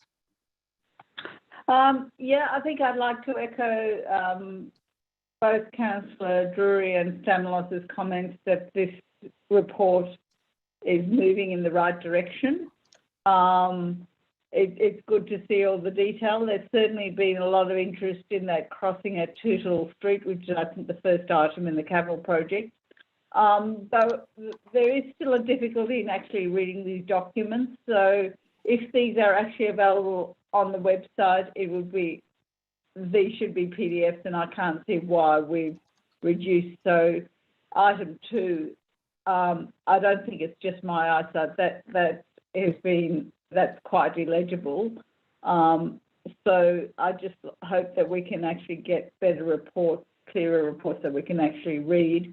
But it's certainly moving in the right direction, and where we've got item 3 and 4, those are very clear and very useful to actually know what's happening with the budget. and where things are moving, and all of this helps as we move along, and as a new councillor to actually understand what the council does and where the money's going and coming from. So I think it's thanks the officers and the work they've done, but I think we're moving in the right direction, and it's not quite complete, but it'd be very useful. So thank you for that. Thanks, Councillor De Cruz. Are there any other councillors that want to speak to this item? No? Okay. So we'll go to Councillor Drury for a right of reply. No? No, I'm sorry, if I may. Look, I think I think that these quarterly budget reviews are pretty fundamental responsibility of councillors, and just as I think the staff have got better in terms of presenting this information, I think as councillors we've got better at receiving and debating it, and I urge all to vote for the resolution. Thanks, Councillor Drury. So our councillors, I'll now put this motion. All those in favour, please raise your hand. Councillor Kett, are you supporting that? No? Yep. Okay, and that is unanimous. Thanks, councillors. Councillor Macri is presently absent. We hope he'll be joining us again soon. He has technology problems. So the next item is item 7, the rates review. Can I move that? Okay, that's moved by Councillor McKenna. Is there a seconder for that? Seconded. That's seconded by Councillor Hesse. Did you want to speak to this, Councillor McKenna? Oh, just briefly. Firstly, to thank the officers for the report, and particularly to thank them for the briefing last week or the week before from Morrison Lowe. This is a really challenging and difficult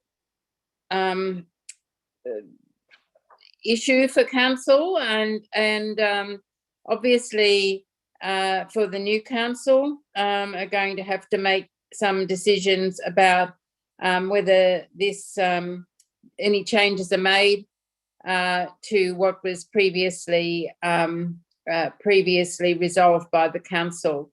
So but it's given us an opportunity to relook at it, and or for the council to look at it again and to perhaps have a better understanding. I think it's such a complex thing that it's actually quite hard to fully understand every little bit of it. So thanks again, and thanks to the staff for the effort they've gone into, and I like the implementation timeline. Thanks for that. That's it for me. Thanks, Councillor McKenna. Councillor Hesse, did you want to speak to this item? No, thanks. Okay. Is there any councillor that wants to speak to this item? No. Okay. So Councillor McKenna, yes, Councillor Steele, did you want to speak to her? You're on mute. Sorry, I've just got a bit lost. Are we doing items 7 or 8? We're on item 7, the rates review. No, I don't want to speak on that. Okay. Thanks, Councillor. I'll speak briefly. Yeah, Councillor Kett, please go ahead. Yeah, look,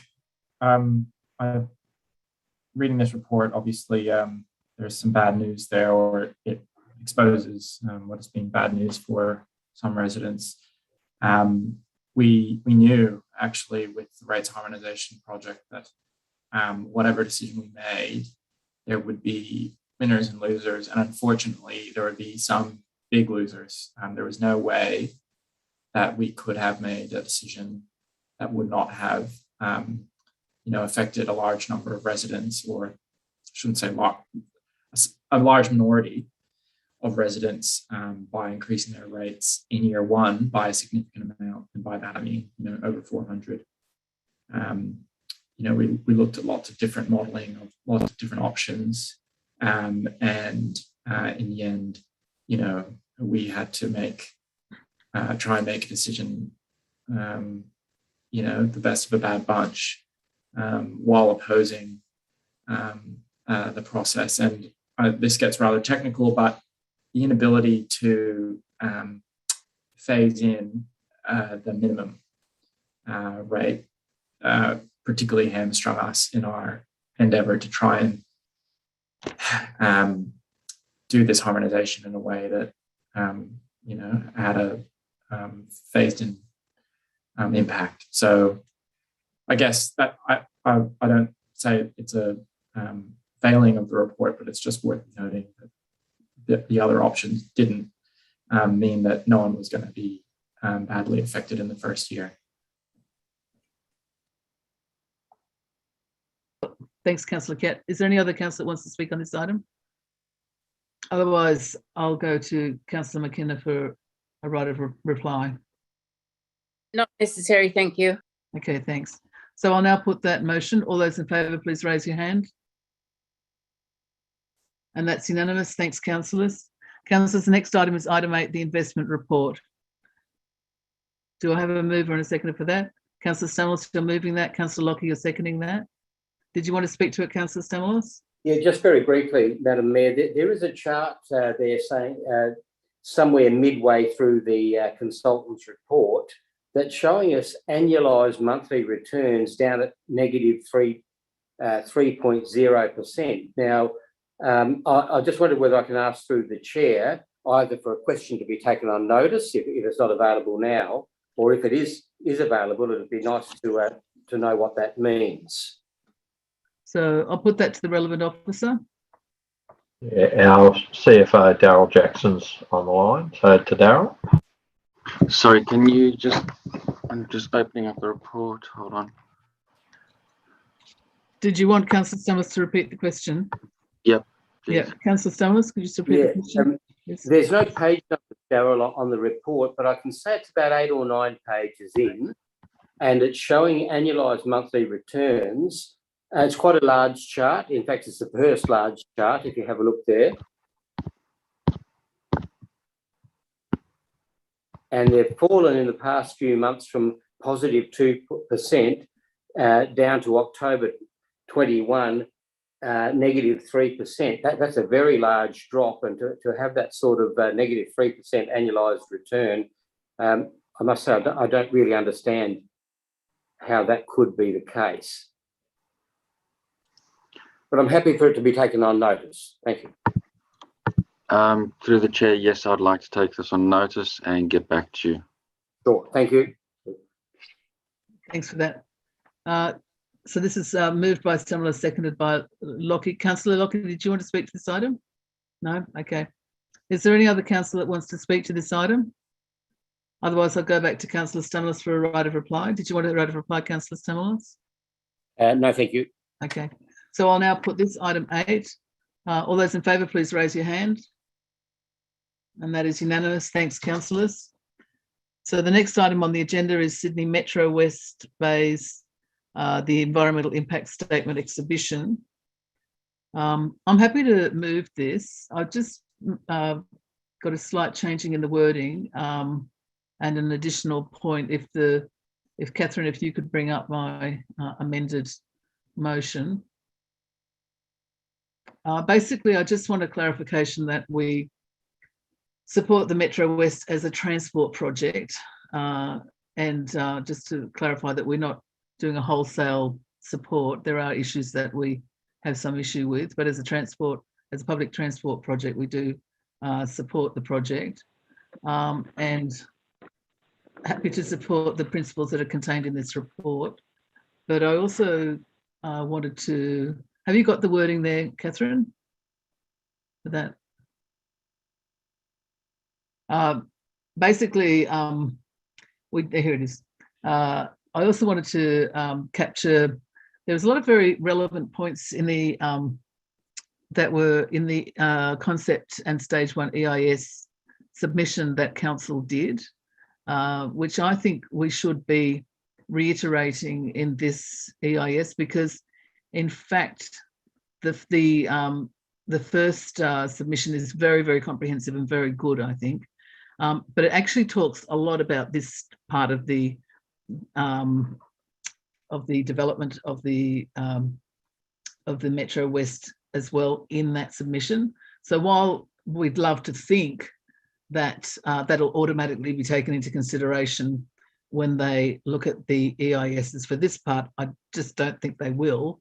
So I think it's actually really important that we reiterate a lot of those points that we made previously into this EIS, so that we're putting them in there as well, because they're great points. There a lot of the issues around things like the location of another stop in Leichhardt, a lot of the impacts, local impacts around the actual transport hub itself.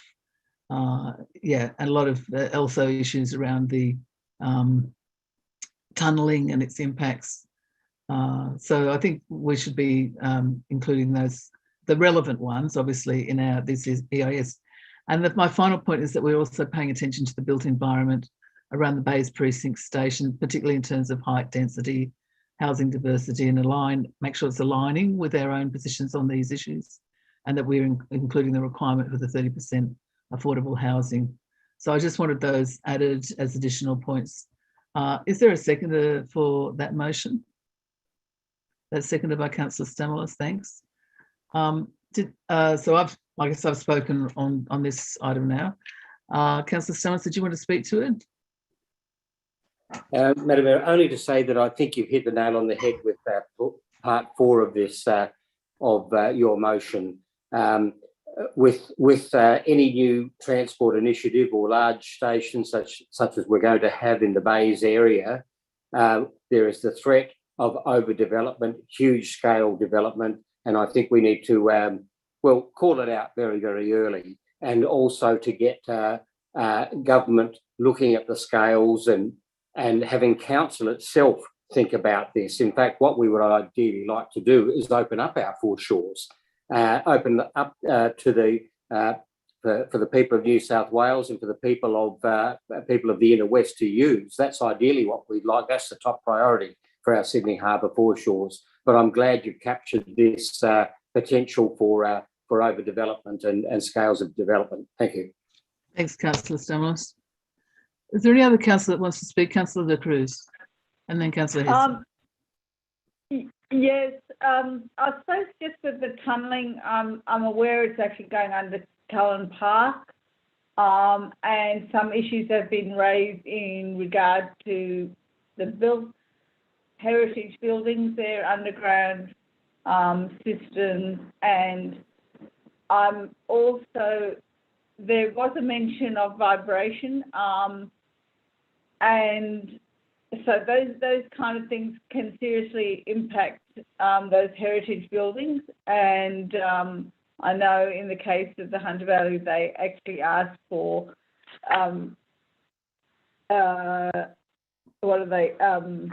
vibration to be tested at the top of the tower because it gets amplified. So just that we need to check how the EIS is actually addressing those impacts on surrounding buildings, on buildings where the tunnel's passing over. More to the point, I suppose, the tunnelling equipment's passing over, but then even future impacts from the vibration from the actual trains running in, and whether that passes through the ground to local residents, and that's addressed in the EIS, and we make a suitable submission on that. And the second issue is that in going under Cullen Park, that none of the tree roots are disturbed for those very, very significant old trees that grow in that park. So I was just thinking we need to do a consideration of those 2 points. I suspect Cullen Park is actually a state asset, but I don't think it would hurt for us to include that in our submission as well, the concern for the heritage buildings and the natural landscape. Thanks for that, Councillor Cruz. If you wanted to add that as a further amendment, I would be fine with that. Yes, that's our EIS addresses. Yep. Yeah, thank you. Councillor Hesse. Thanks, Councillor Porteous. Look, at the risk of being characterised as someone who might be standing up for the perfect as opposed to the good, the inner public transport person in me cannot agree with the pretense on this that it is indeed a good project for Sydney. I don't see any goodwill or good faith by the New South Wales government in its public transport construction. This is, in my view, an abuse of the term metro. A metro is about short stops. It's not about basically intercity, which is almost Parramatta the city. We have a fast railway line to do that already. I think this, as I think others have alluded already, is about redevelopment and upscaling. It's not about optimal outcomes, and I think it is also underlined by this government's obsession with privatisation and union busting. So yeah, I in good faith, and I don't want to stop anyone else supporting it, but in good faith, I cannot support the concept because I think it's an abuse of good public planning. I now end the lesson of grumpy public transport person. You just reminded me in that first line, it should say major public transport project. I must have accidentally left that word out. If you wouldn't mind adding that, Catherine. So as a major public transport project. I do say it further down, but just to reiterate it. Thank you. Councillors, are any other councillors like to speak on this item? No? Okay. So I'm happy to waive my right of reply. I'll now put that motion. All those in favour, please raise your hand. So that's De Cruz, Porteous, McKenna, Drury, Stamoulos, Lockie, Steer, York. All those against? That's Hesse. Councillor Kiat, were you for or against? I'm for. For, yeah. Okay. Okay, so I think it's everybody for and Councillor Hesse is against. So that's 9 for and 1 against. Thanks for that, councillors. So the next item on the agenda is the public toilet strategy, item 10. Councillor Steer wants to move that one, okay. and I have an amendment as well, okay. which I've given to Catherine already. Okay, so I'll just take the amendment, then I'll seek somebody to second it, so we know everybody knows what they're seconding. Yes. So that's your amendment there. That's my amendment there. Yes. Okay. That council receive a report on the progress of cons. Oh, not cons. That must be my typing. On construction of construction of Camperdown Memorial Rest Park toilet. I'll second that. Okay, that's seconded by Councillor Lockie. Yes. So if that can be amended, that would be good. Yes. Okay. Thanks for that, Councillor Steer. Did you want to speak to that? I certainly do. Well, this is the very last motion that I'm ever going to be speaking on, at least. And I feel like the Senator Cato in the ancient empire who constantly ended all of his speeches with the words Carthage must be destroyed. I prefer to end my speeches with the words Camperdown Memorial Rest Park toilet must be constructed. And there has been a lot of slippage in this in the last 3 years, and that is why I brought the amendment to this report, because I think it's important that council in the new term continue to oversee both the construction of Camperdown Memorial Rest Park toilet, which has been promised by the 30th of June, and the implementation of the public toilet strategy, because there has been slippage in that as well. Now, we've been told that one of the reasons for the delay in constructing the toilet was that a new designer was necessary because it couldn't be built for the same price. It turns out when you do the costing that we could have, for the price of getting the second designer, we could have actually implemented the first design. So there was the money around, and I really don't know why 2 designs were necessary for a construction which includes 1 accessible toilet, 2 unisex toilets, various bubblers and a storeroom. That is a very simple construction. And by contrast, I draw your attention to Bass Coast Shire Council in Victoria, which has the same population as Stanmore Ward, but it's an entire council. And they have managed to build in Wonthaggi, which is a tourist area, an all changing place disability toilet, which complies with the National Construction Code requirements for accessible adult change facilities.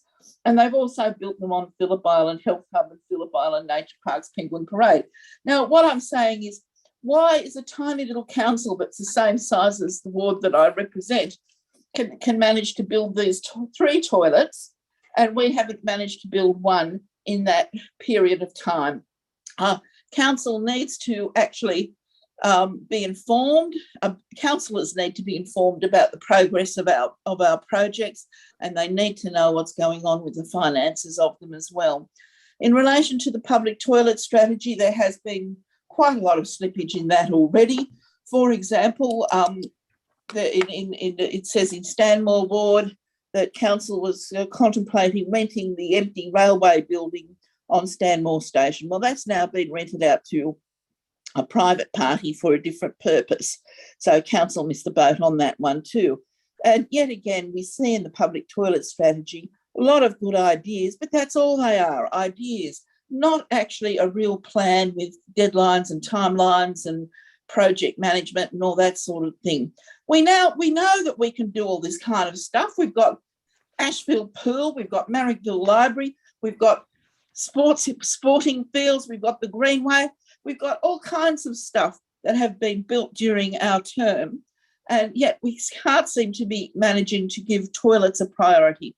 They're important for public hygiene, they're important for safety in parks, and they're important for just to serve the community that we represent. And therefore, I'm going to say to you once again, Camperdown Memorial Rest Park toilet must be constructed by the 30th of June 2022, and the public toilet strategy must be properly implemented. And I hope that the new council oversees this effectively. Thank you. Thanks, Councillor Steer. Councillor Lockie, did you want to speak to this item? No? Okay. Are there any other councillors that want to speak to this item? No? I'd just speak briefly and say how pleased I am that Councillor Steer has been always championing toilets. It's a very important thing to champion. I was actually quipping with the friend today that when I got on council 16 years ago, I said, oh yes, I'll probably end up making decisions about toilets. And then when I saw that on the agenda of the last council meeting, I actually had this as an item on it. I thought, well, there you go. We're making decisions about toilets, but they are really important. It's a bit like the footpaths. I mean, you know, where you've got a good toilet in a park, it means you can stay in the park all day. If you don't have the toilet, you're limiting people's enjoyment of that space. And spacing toilets around the municipality, toilets that are free, that you don't have to go into a cafe or restaurant to use, are also a really important way of enabling people to get around the community. So it's easy to quip about toilets, but they should be beautiful and efficient, and they should be accessible, and they should be well placed so that people can easily access a toilet when they're moving around the council area. So all hail. I think it's really important, and I'm really glad we've got a good public toilet strategy, and I appreciate your championing of it, Councillor Steer. Okay. Okay, if there are no other councillors that want to speak to this item, I'll go to Councillor Steer for a right of reply. Thank you, Mayor. I'll waive my right of reply, except to remind everyone that I think last Thursday was International Public Toilet Day. It was, yes. And this UN Day to highlight the importance of public toilets as a hygiene and public safety measure. And if it's good enough for the UN, it's certainly good enough for Inner West Council. So I hope everyone votes for this. Thank you. Thanks, Councillor Steer. I'll now put this motion. All those in favour, please raise your hand. And I believe that's unanimous. Thanks, councillors. Councillor, the next item on the agenda is item 11, resident precinct committees, and I'll move that, but I want to move an alternate motion to that, which I've just sent to the to Catherine, to the minute taker. Look, basically, I don't, in my opinion, one of the functions that a resident precinct committee can undertake is community engagement, community consultation. But I actually don't see that as the primary function of a resident precinct committee. I actually see the primary function as enabling residents at a grassroots level to meet face to face and to discuss issues which are important to them, which refer to their local area, and to therefore come to collective decisions at a local level, which they can then feed up to their local councillors and feed into the council as required. I do see it as very much about grassroots democracy. And I'm never going to say that grassroots democracy is easy or is something that you can expedite quickly. And I know that it can be annoying sometimes where you just want a decision made and you want it made quickly, but it is actually what we're about. And I think that for me, an absolutely critical part of what we're trying to achieve as councillors is not there unless we have an entity which would have to be a resident precinct committee or something very, very similar to that. So what I'm proposing, and look, the cost in this report saying 200, 300,000, that completely doesn't align with what I've been saying about the way you would roll out precinct committees. You would only roll it out where there was a real genuine interest. And I would suspect that where you're going to find a high level of interest in establishing or re-establishing a precinct committee is where you've had one before and people know how it works. And then from that, other parts of the other precinct areas would learn what it is and how it works. And over time, you'd probably get precincts expanding to cover more parts of the local government area. So, but at the start, I'd imagine you may have 3 or 4 or maybe 5 precincts establishing. And in terms of cost, in terms of the staff resources that would be needed, I would see that as probably only being a part-time person needed because the level of servicing of the precincts is really not that much.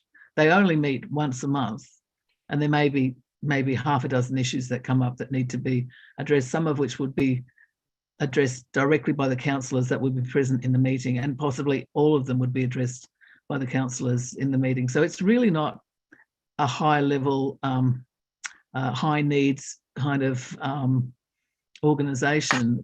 I mean, some may need more than others, that would be fair to say as well, but it really could start at a very minimal level and slowly build up from there. So what I'm saying is this, let's give it a chance. Let's, at least for the new council, say, why don't we investigate the interest that's there in the community for the establishment of resident precincts? Just do an initial survey early in 2022.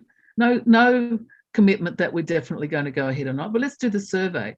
And then let's report back to the council with the recommendations from that survey. What does that survey actually say about the interest that's out there in the community for establishing resident precincts? If it is high, then you need to go to the next step and say, okay, now how do we address that need that has been identified?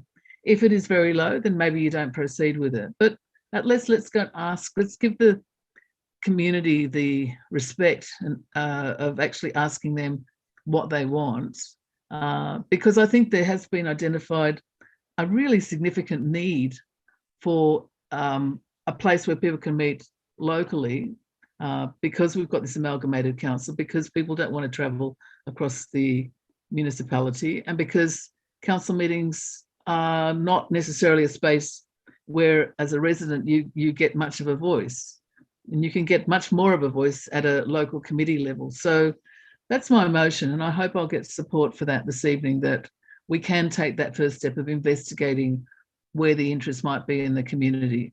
And we start something that's small scale and we build up from that. Obviously, this is not me, this would be the next council, but it gives it a chance to fly if that is what the community wants. Do I have a seconder for that? Councillor McKenna, are you seconding that? No, I'm not. I will happily second that, Councillor Porteous. Thanks, Councillor Hesse. Would you like to speak to it? Yes, I will. As councillors will know, one of our residents, Suzanne, writes to us on a number of issues. She's unable to present via Zoom, but I propose to read what she said. Dear councillors, the costs cited in the information on the agenda, and I'm quoting here, outrageous and meant to serve as a deterrent. No staff used to go to meetings in the Leichhardt Municipal Council area, Annandale Precinct. We did invite people sometimes. Councillors came or not, up to them unless requested to attend. North Sydney Council has 25 precinct committees and it costs 40,000 K per, excluding staff. She goes on, Inner West Council would have 24 by postcode, so should cost less than North Sydney. She then quotes, resident committees can be hampered by a disconnect from strategy and can result in a plethora of resolutions which draw resources away from implementing council strategic directions. There's also a risk that committees can be engaged as a substitute for providing broad opportunities for the wider community to participate in council's decision making. She notes, precinct committees are residents. Council must take notice of residents. Council strategic direction should not be different to resident input, so no hampering should occur. Wide community participation is not stymied by precinct committees. In fact, the Micromex surveys, which take priority in forming the draft CSP, are grossly underrepresented of wider community engagement. Council has many engagements with other bodies that apparently do not hamper CSP directions. In fact, the new engagement guidelines advocate expanding input by identifying relevant stakeholder groups in the community outline. Residents are the major stakeholder. If it is all about the community informing a CSP, therefore delivery programs, do a once a year mail drop, blah, blah, blah. So she goes on. What she's saying, council assistance should be needed at precincts by suburbs, provide one precinct secretary, not the cited 3 or more from existing community engagement staff, mail out notifying residents new precinct formations with council phone number for precinct secretary, waive meeting room costs, printing and photocopy costs, mail outs added to council's new 11-month, communication strategy, information provision, provide a precincts page on Inner West Council website, integration of precinct motions and live stream meetings. Basically, Suzanne says precincts should be self-governed and independent. No engagement of a consultant is necessary to develop policy, guidelines and structure. No consultation with the councils or their RPCs is necessary. The staff have already given some comparative data. Each group should elect a chair each meeting so that no personal dominance is possible. Should be live streamed as meetings. Council should do reimbursements and in-kind resourcing of precincts so that no bank accounts or treasurers are necessary. Precincts set their own agendas. One could quibble with any aspect of Suzanne's presentation there, but I think I'm endorsing the spirit, and I think that spirit is picked up by Councillor Porteous's motion. And that spirit is that this is about engaging our community. I think Councillor Drury noted earlier tonight about how quiet it was in this pre-poll, and I think I would echo that. I think the loss of our local media is significant. And we've also talked, not just tonight, but in previous meetings, about that challenge of community engagement. There are criticisms of precinct committees, but I think the positive is that it does give people an opportunity to engage and drive agenda changes where they're necessary. And I think that's a really important thing. For me, I really welcome the engagement with community members. Councillors are not silly people. They can pick, I think, when I think of that recreational needs survey, and we saw that, was it water polo was the 8th most popular physical activity in the area. We all knew that was not true. So we can pick a spin. But I think getting that feedback from people, particularly in a very large community, I guess we don't know what's going to happen with the demerger referendum. However, in a big local government area, I think I perceive we're missing that focus on the local. And I think these precinct committees are a way to address at least part of that. And I do hope councillors will support the motion from Councillor Porteous tonight. Thank you. Thanks, Councillor Hesse. Councillor McKenna, did you want to speak? And then I've got Councillor Drury, I can see. Yes, please, I do want to speak. Well, precinct committees certainly were a factor of the former Leichhardt Council. The They certainly were not a factor of either Marrickville or Ashfield. They seem to work well where you have large groups of articulate and educated people, usually from Anglo backgrounds, as opposed to the ethnic communities. What we potentially could see is that small groups of people having the ear of the council and the councillors at a greater level of others. Of course, councillors can engage with residents in any way they like. They can organise their own small meetings with the residents in their communities if they wish to.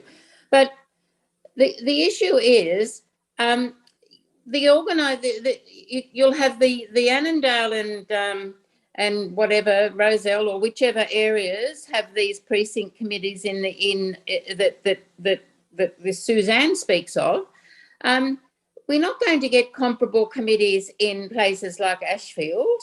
The Chinese community in Ashfield, and they're not going to be spending their time with precinct committees. So you have very, very disparate levels of engagement between the various sections of our community, and it gives some people a greater input than others. Now, anyone can, as you know, go online and engage with in the Your Say or the various community engagements that we do. But, we do need to be more clever. We need to find ways to engage with people in a different way. I also think we should improve the committees so that they are more representative as well. And we never get recommendations coming back from the committees. We get very little. We get really no input unless we choose to go on and look at the minutes to find out what they've discussed. So I think there's lots of ways we can do this, and I don't think it's our place to try and force these precinct committees on this next council. And I really do feel very, very, very concerned that certain groups will be completely sidelined in this process and other groups will be advantaged. Thanks, Councillor McKenna. Councillor Drury? May I foreshadow the motion, the recommendation as printed? Certainly. Thanks, Councillor Drury. That's seconded by Councillor McKenna. Yeah. Okay. Thank you. Did you want to speak to it, Councillor Drury? Yes. I think that the emphasis that certain councillors put on the resurrection of the resident precinct committees as being a major part of participatory democracy concerns me deeply. It concerns me deeply because I think precinct committees, as Councillor McKenna has indicated, are a means of local democracy, which are rooted in a particular time and a particular place. I'm reminded of a very young and quite clever New Zealand politician who said, "Okay, boomers." I think the notion that resident precinct committees will engage with a representative cross-section of our community such that they could be seen as some sort of participatory democracy is fallacious. I do not see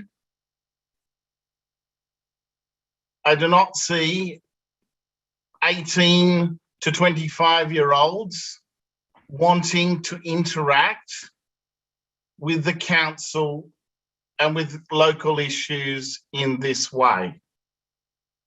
I understand that there will be a group who do, but I do not wish for us to favour that particular group. I think the questions of participation and local democracy have moved a long way from there. There are many models that have been tried, and not altogether successfully, across many jurisdictions and local council areas right around the world. Notions in relation to more deliberative democracies and notions of citizen juries and those sorts of things, I think are probably worthwhile us reconsidering into the future. I think at this point that the question of how to best interact with our community, how to best have them to have a say and a meaningful and realistic say. I share Councillor McKenna's view, disappointment that we have not got much I don't think I can recall seeing useful recommendations coming out of our committee structure straight back to council. And that's how I understood that process to be set up. So I would like, as I said, in relation to the matters of the communication, I think the points about engagement, and I know, you know, the IIP2 people continue to generate new and fresh ideas. And I think it probably behooves the new council to spend some good time reviewing what is current practice rather than perhaps privileging a form of participation which would certain subsets of our community feel most comfortable in. Thanks, Councillor Drury. I've got Councillor Stamoulis and Councillor De Cruz. Madam Mayor, as most councillors know, I spent 11 years in the precinct, nearly a decade as a chair of a precinct. So it was a big part of my community life that was dedicated to serving the Balmain Peninsula area, a big part of my community life. In fact, I would say that it's certainly as extensive as any other councillor has done that sort of work. And let me say that the precincts lasted for over 2 decades in Leichhardt because of their success, because of the number and variety of people that it brought to the precinct meetings. And I may say that it's best to open up your mind to opportunities for consultation with our residents. This is one of those ways. It is not all the ways. It is one of those ways. And it's best to open up your mind. And when councillors from Ashfield say that they haven't had a precinct committee system and then go through a long tirade of negative comments about the functions, performance and value of a precinct, it surprises me, with no knowledge of this, that you can give such a long thesis. Let me assure you that the precinct brought on a lot of people over the course of a year and informed a lot of our community over the course of the year. I believe that it provided great savings to council, so that council didn't make mistakes in proposing policy, in proposing flyers, or many issues. It provided savings to council. There is no way in the world that the precincts cost anywhere near $300,000 or could ever do so. There's no way in the world. The knowledge and experience that the precincts drew upon was huge within our community. We had members of the precinct who came from Housing Commission to Foreshore, Balmain, and they came to our precinct committee as the issues, topics, campaigns warranted. Those people attended those meetings, and every one of them contributed solidly and made a difference to their area. Let's not get into smashing about and attacking community members who give their heart and soul and time. And I was one of those. I was one of those people. Let's not attack that. Let's analyse it. Let's ask ourselves why it lasted for 24 years. And the reason is they were very productive and useful for council. In terms of the survey that's being proposed, I'm not sure precisely whether the survey will answer the questions. It would be more like, would you have 20 or 30 people regularly attend these forums and then bringing in many others from the community? And I assure you, the Leichhardt precincts did do that. Thanks. Thanks, Councillor Stamlis. Councillor Cruz? Yeah, look, I think I echo Councillor Stamlis in finding it quite surprising that Ashfield councillors are so familiar with the shortcomings of the precincts, which they didn't actually have. But look, I think I was actually going to propose, following on from our earlier motion about the newsletter, that we actually advertise in the newsletter to allow precincts to have, that if people were interested in setting up a group, that a room at the local community centre would be made available at no cost, and leave it as that and see what kind of response you get, and actually put that in the first newsletter that's going to go out to the community in the new year, or the next newsletter, rather than the whole investigation.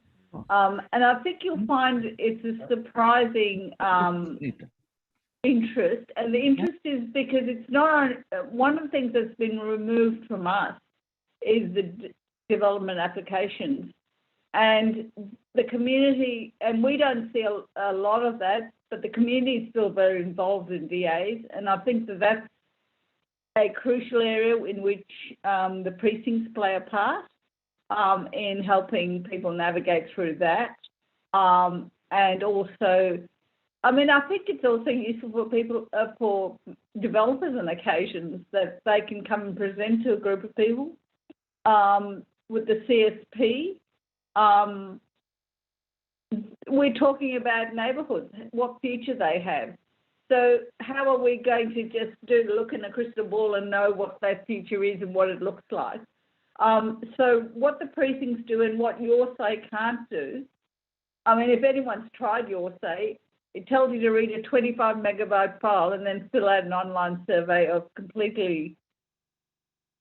questions that assumes you've done your assignment and studied that essay, and then put it down to yes or no answers. I just think that Your Say is a joke for really, really complex issues, and that we do need to have input. Our community should be following projects that are affecting them. We've just made we've made a submission on the Metro West. Have we consulted the community on input from that? is the community even aware that it's happening? Have we publicised that in our newsletter and suggested that there's meetings? Just the feedback last week from having the Zoom meeting versus the on-site meeting. The on-site meeting has lots of side conversations. It's a completely different experience to a one-way Zoom webinar, which is extremely informative, but it's limited to that. It's useful to inform people, but not to have the community building, the community development aspect. So I think perhaps calling it a committee makes it very formal and having resolutions, but it's more of the social and I suppose the civic function performed of knowing who to call when the footpaths are not working. And it's not just for council. They can be water issues. There's stuff at different levels. It can be an advocacy group. It can be a group council can go to when they're trying to consult on a particular issue. And I think in our planning principles, we actually talk about neighbourhoods, but we have nothing substantial to support those neighbourhoods we kind of find. And I think the other thing we might actually discover is that our community doesn't have places to meet. The pool, I mean, there's people who live around about the Ashfield pool. They may want to have a meeting. They may want to have a chat about an issue that's coming up. For example, the Iron Cove Creek path has generated a lot of interest. The community would love to get together and talk about that more and watch how that's progressing and the master plan's progressing. So there's lots of examples of where having a resident precinct committee would help us, the council, with the project, but it also helps the community to run ideas off each other and perhaps come up with an agreement with traffic studies that which side of the road you have parking, resident parking, where you don't. These kind of meetings allow people to just discuss that. So maybe it's resident precinct meetings rather than committees as such, which may not sound as frightening to people as having a formal committee of council, which I noticed there was some discussion about it being a formal committee of council, but really it's a bunch of individuals who are free then to write to council saying that they've met with other people and that this is their view. And I think we should be able to accept that. We accept petitions, we accept other things, and to actually facilitate those is a really important function.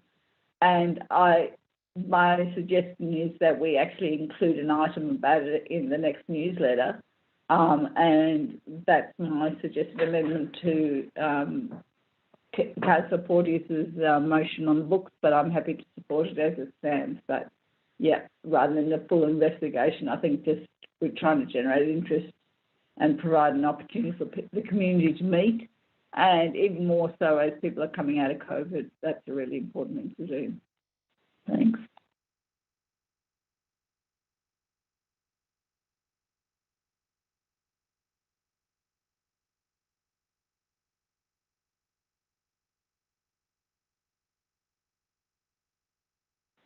You're on mute, Maya. Thanks, Councillor Cruz, and thanks everybody. Is there any other councillor that wants to speak on this item? Otherwise, I'll go back to myself for a right of reply. Can I just say briefly, look, I think that we should allow for a diversity of consultation methods. I don't think it's fair to set up a straw man that, you know, this will be the privileged form of consultation with the community. I don't think that's what's being proposed. And, you know, in fact, it might not take off immediately in areas where it doesn't have a history, but with great respect, like, I think that we shouldn't presume that in an appropriate form, these kinds of committees wouldn't be successful, you know, across the whole LGA. You know, as for 18 to 25-year-olds, I was in that bracket when I was first elected. So it's not just for boomers who are interested in council issues. That might be the majority, but we should try to reverse that. You know, I think that I don't really understand why we think that you know, these groups don't necessarily need to be dominated by Anglo boomers. I think it's, from Councillor Porteous's accounts, there were many non-Anglos involved, and I don't see why that wouldn't be the case wherever they were implemented, if we do it in a way that is, invites diversity and is culturally appropriate, linguistically appropriate, invites contributions from the whole of the community. That's what we should strive for. And, having these deliberative committees, I think, is a really good complement to, the online stuff that we do. That's really important. That gets a wide variety of people responding, but not in a deliberative way, which I think can be really important to build up those thick social relations between council and the community. Thanks, Councillor Kett. Is there any other councillor that wants to speak on this item? Okay, just briefly as a right of reply. Yeah, just picking up on Councillor Kett's point. I mean, my experience is that a precinct committee membership largely reflects the diversity of the local area in every sense of the word. Yes, there would be a tendency for people perhaps under 30 are not the majority, but I remember going to many precinct meetings where people who'd recently moved into the area would go along to them, and they were often quite young people as well. Some stayed, some didn't stay. We certainly had a large number of Italian people that would attend the Leichhardt precinct meeting, and other members of other community groups as well, Lebanese, Greek, would attend as well. But that reflects the local area, and I would imagine in other areas where there's a dominant number of people from a different community background, Vietnamese, Chinese, you'd find they would be attending those precinct areas as well. I don't see they are not exclusive in any sense, that they're very inclusive as committees, and they're another form of ways for people to engage with their local council and their local democracy. I mean, in theory, to say that councillors have the option of being able to meet with the constituents and to hold meetings with their constituents, yes, there's a good theory there. The practice hasn't borne out that way. We've seen that in this term of council. I think I'm probably I don't want to sound my own trumpet, but I think I'm probably the only councillor who in fact did meet regularly with a large group of community members to update them every month on what was happening in council. But I don't think that was the tendency of a lot of the other councillors. It's no reflection. It's just that is not something that generally gets adopted by councillors. And in fact, the precincts is not meant for them to be, it's not meant to be a meeting that's actually run by a councillor. That's not the purpose of a precinct meeting. It's actually run by the community. It's for the community and run by the community, but it connects in with council and connects in with councillors. So councillors, take the leap, and I think you would be pleasantly surprised at how positive it can be to have resident precinct committees, and I hope that you will support my motion. I'm now going to put my motion. All those in favour, please raise your hand. So that's Cruz, Porteous, Stamoulis, Lockie, Kiat, Steer, and Hesse. And against is McKenna, Drury, York. Okay, so that's carried. And that's 7 for and 3 against. Thanks, councillors. Councillors, we've got just 2 items left on this council meeting, and the next item is item 12. We also, just to note, we've got an urgent item that we have to deal with after this. So item 12, which is Councillor Lockie's motion. Councillor Lockie? Yes, do you need to get a seconder first? The precinct already had a second, Councillor Hesse. Oh, okay. Yeah. Excellent. Look, this is very simple. It's just responding to the fact that we have had, a number of us have had a lot of complaints about Verge maintenance over this term of council. Last year in particular, when we had some issues, and also the weather counting against us. So this motion, where I made some inquiries, particularly after the last summer when we had some significant issues with it, to find out what it would take to increase the service in the warmer months.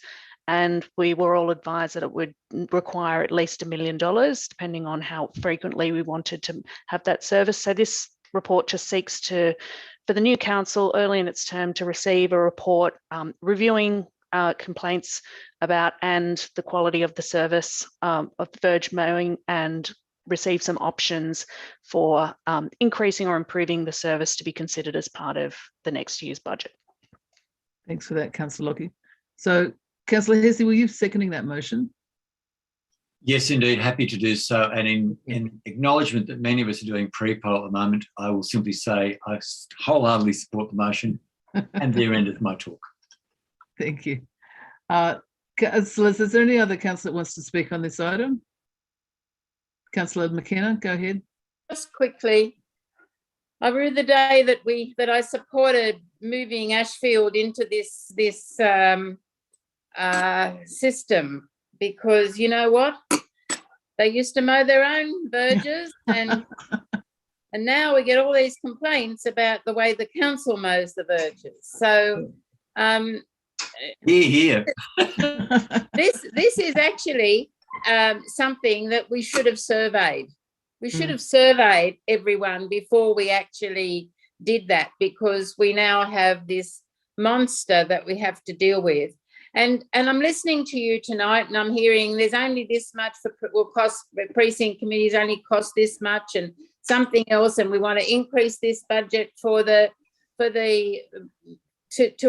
have extra verge mowing, and you know, we don't have a limitless bucket of money. So, and I say we in pejorative, you know, sense, but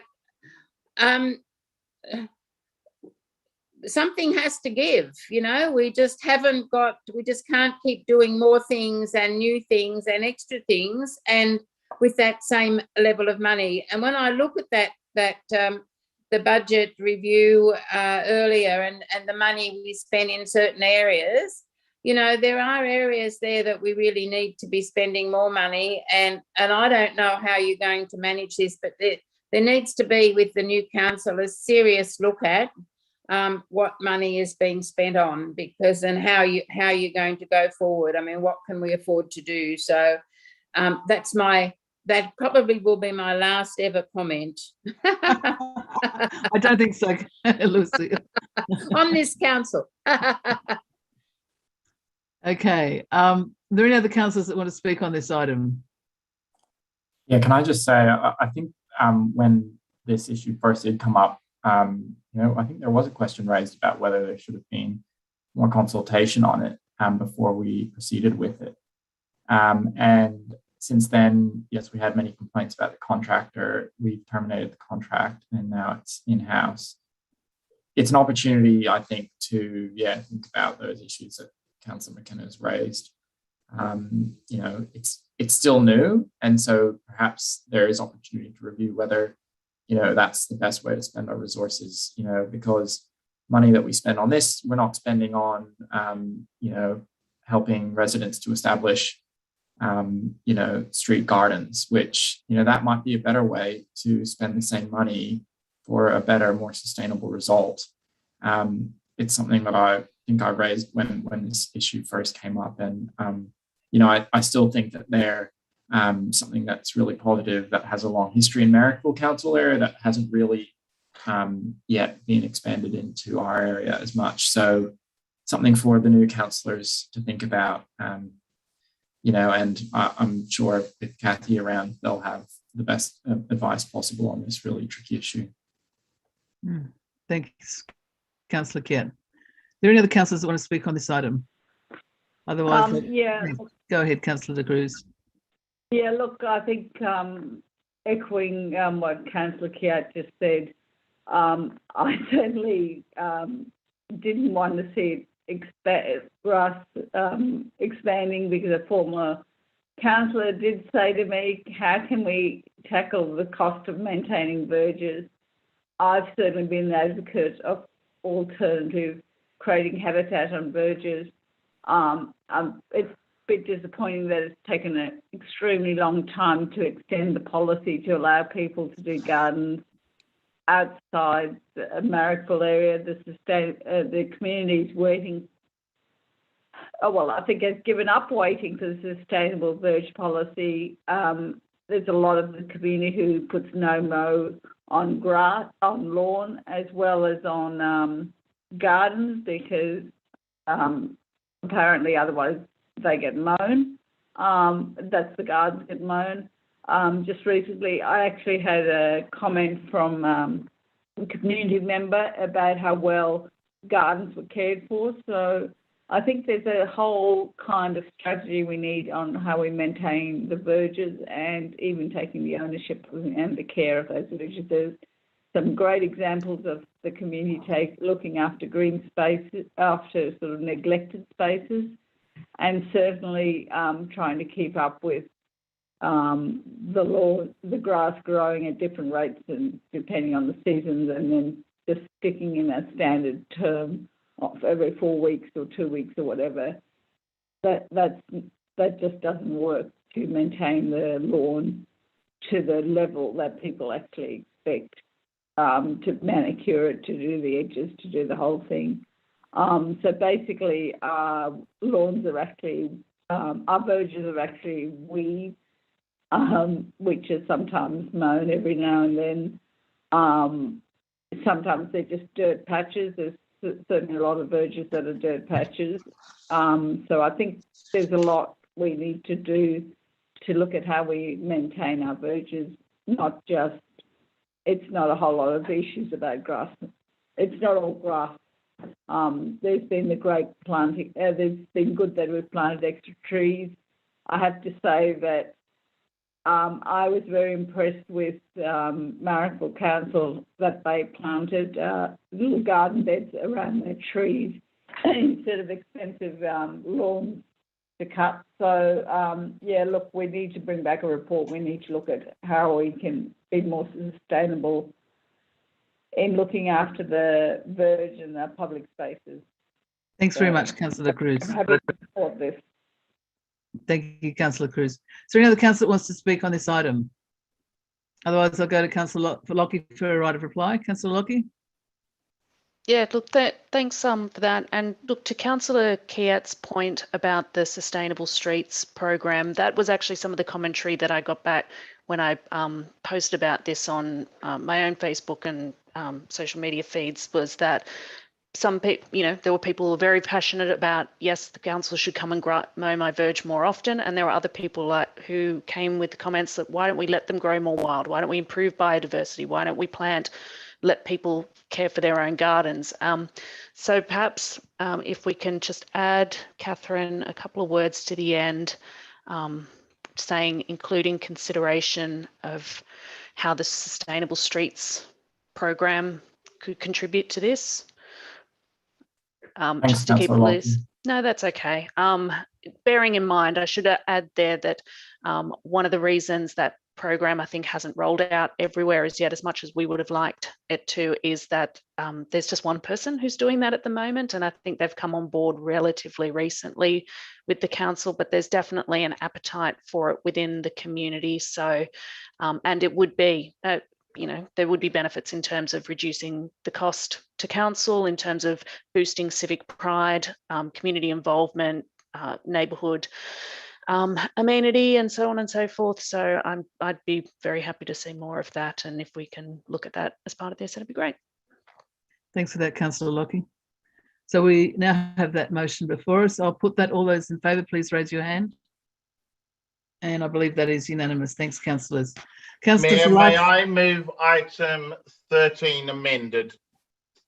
I just have to rule for urgency first of all, as this is a late item and it's hasn't had the required notice. So I will rule that this is an urgent item that needs to be dealt with because these works needs to be done during these next 2 months. I now have to. We need to put that. Councillor Porteous, I think you're thinking of the next item with the traffic committee. Sorry, point of order, I should have said first. Oh, yes. This is the Mahoney Oval. Yes, you're right. I was getting all excited about the urgent item.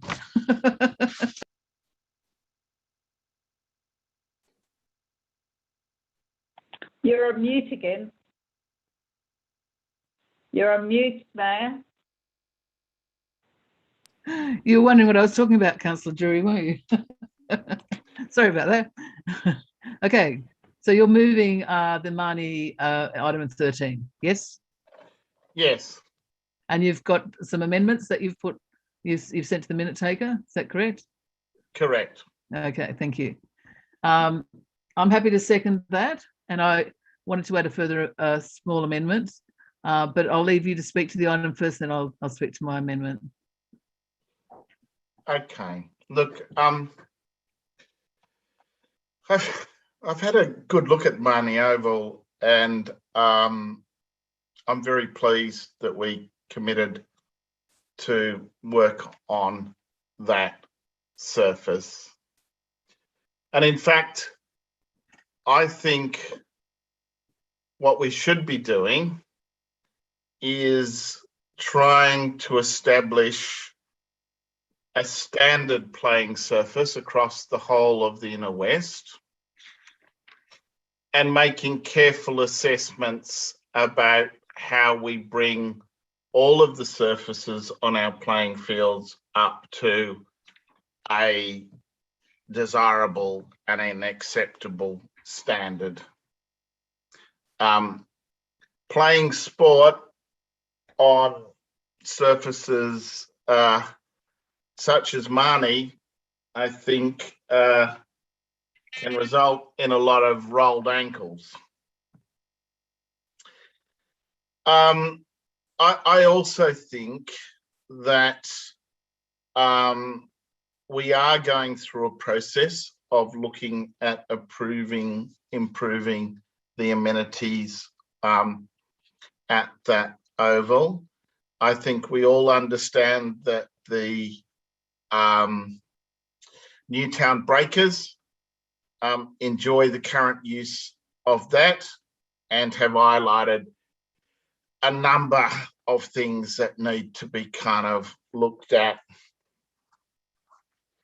I think we've set aside some money to do some work, and we highlight that in my amendments. I trust that we will do this in communication and consultation with the breakaways who really do want to work with council to improve that ground. I also hope that when we're doing the design work, we can have a look at not just fixing what we have, but have a broader view about the improvements that could be made to that oval for the good of the community and for the good of the club that is playing on it. I'd urge all councillors to support this resolution.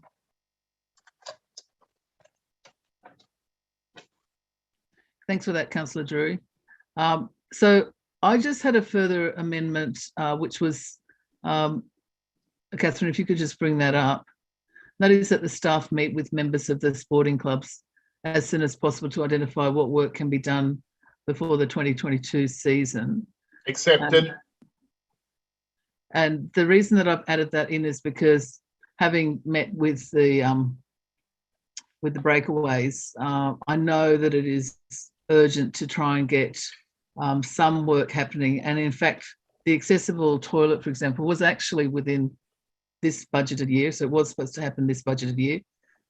Because of the planning element, it's that's going to be difficult to do. But I think getting down on site, getting the staff down on site, which they're happy to do, go down and meet with the members of the sporting clubs, they can see if there are things that can be achieved in the short term. I don't think it's counter to your motion at all, Councillor Drury. It's really sorry, Rochelle. I've accepted it. Okay, thank you. Yeah, because I think it's totally in line with what I'm saying. Thank you, Councillor Drury. Yeah, so I just think that that way we might be able to get some things happening in the shorter term, which I know the breakaways are certainly very keen to see that happen. So that's the best way forward to try and make that happen. And it's good to see that we have got a reasonable amount of money allocated in the budget as well for these works to be designed and implemented. And just like to say, it's great to have clubs like the Breakaway who are so committed to not just to the clubs and their players, but also to improving the amenities for themselves and for other clubs as well. Is there any other councillor that would like to speak on this item? Otherwise, I'll go to Councillor Drury for a right of reply. Councillor Drury, no right of reply. Okay. I'll now put this. All those in favour, please raise your hand. And that is unanimous. Thank you, councillors. Oh, good. Now I get to do the urgent item. Councillors, the final item is an urgent item. It is the traffic committee item. And I'll first rule that it is urgent and we need to deal with it now. And I'll now ask that we put a motion to consider this motion. So I'll move that way. Is there a seconder for that? That we move that item. That's seconded by Councillor Stamoulis. Thank you. All those in favour that we consider this item, please raise your hand. And that is unanimous. Thanks, councillors. So councillors, I'm happy to also move the recommendation for items 2 to 6 of the Local Traffic Committee. Seconded. And that's seconded by Councillor Drury. Is there any discussion on this item? I won't speak to it. No discussion on this item, and I'll waive my right of reply. So councillors, yes, Councillor Steer, you want to speak to this? You're on mute. No, I was jumping the gun about voting. Sorry. All right. Okay. So councillors, I'll now put this. All those in favour, please raise your hand. Thanks, councillors, and that's unanimous. Councillors, that's the end of this meeting. That's the end of this term of council. Please, let's give ourselves an applause. An applause to the staff as well. Thank you, everybody. Thank you. Thanks, Madam Mayor and councillors on behalf of the staff. Thank you. And thank you, Peter Gainsford, for being a very good general manager. Eh? Thank you. Eh? Thanks, staff. Thanks, everybody. Thanks, really everyone. Cheers. Bye. All the best. Thank you.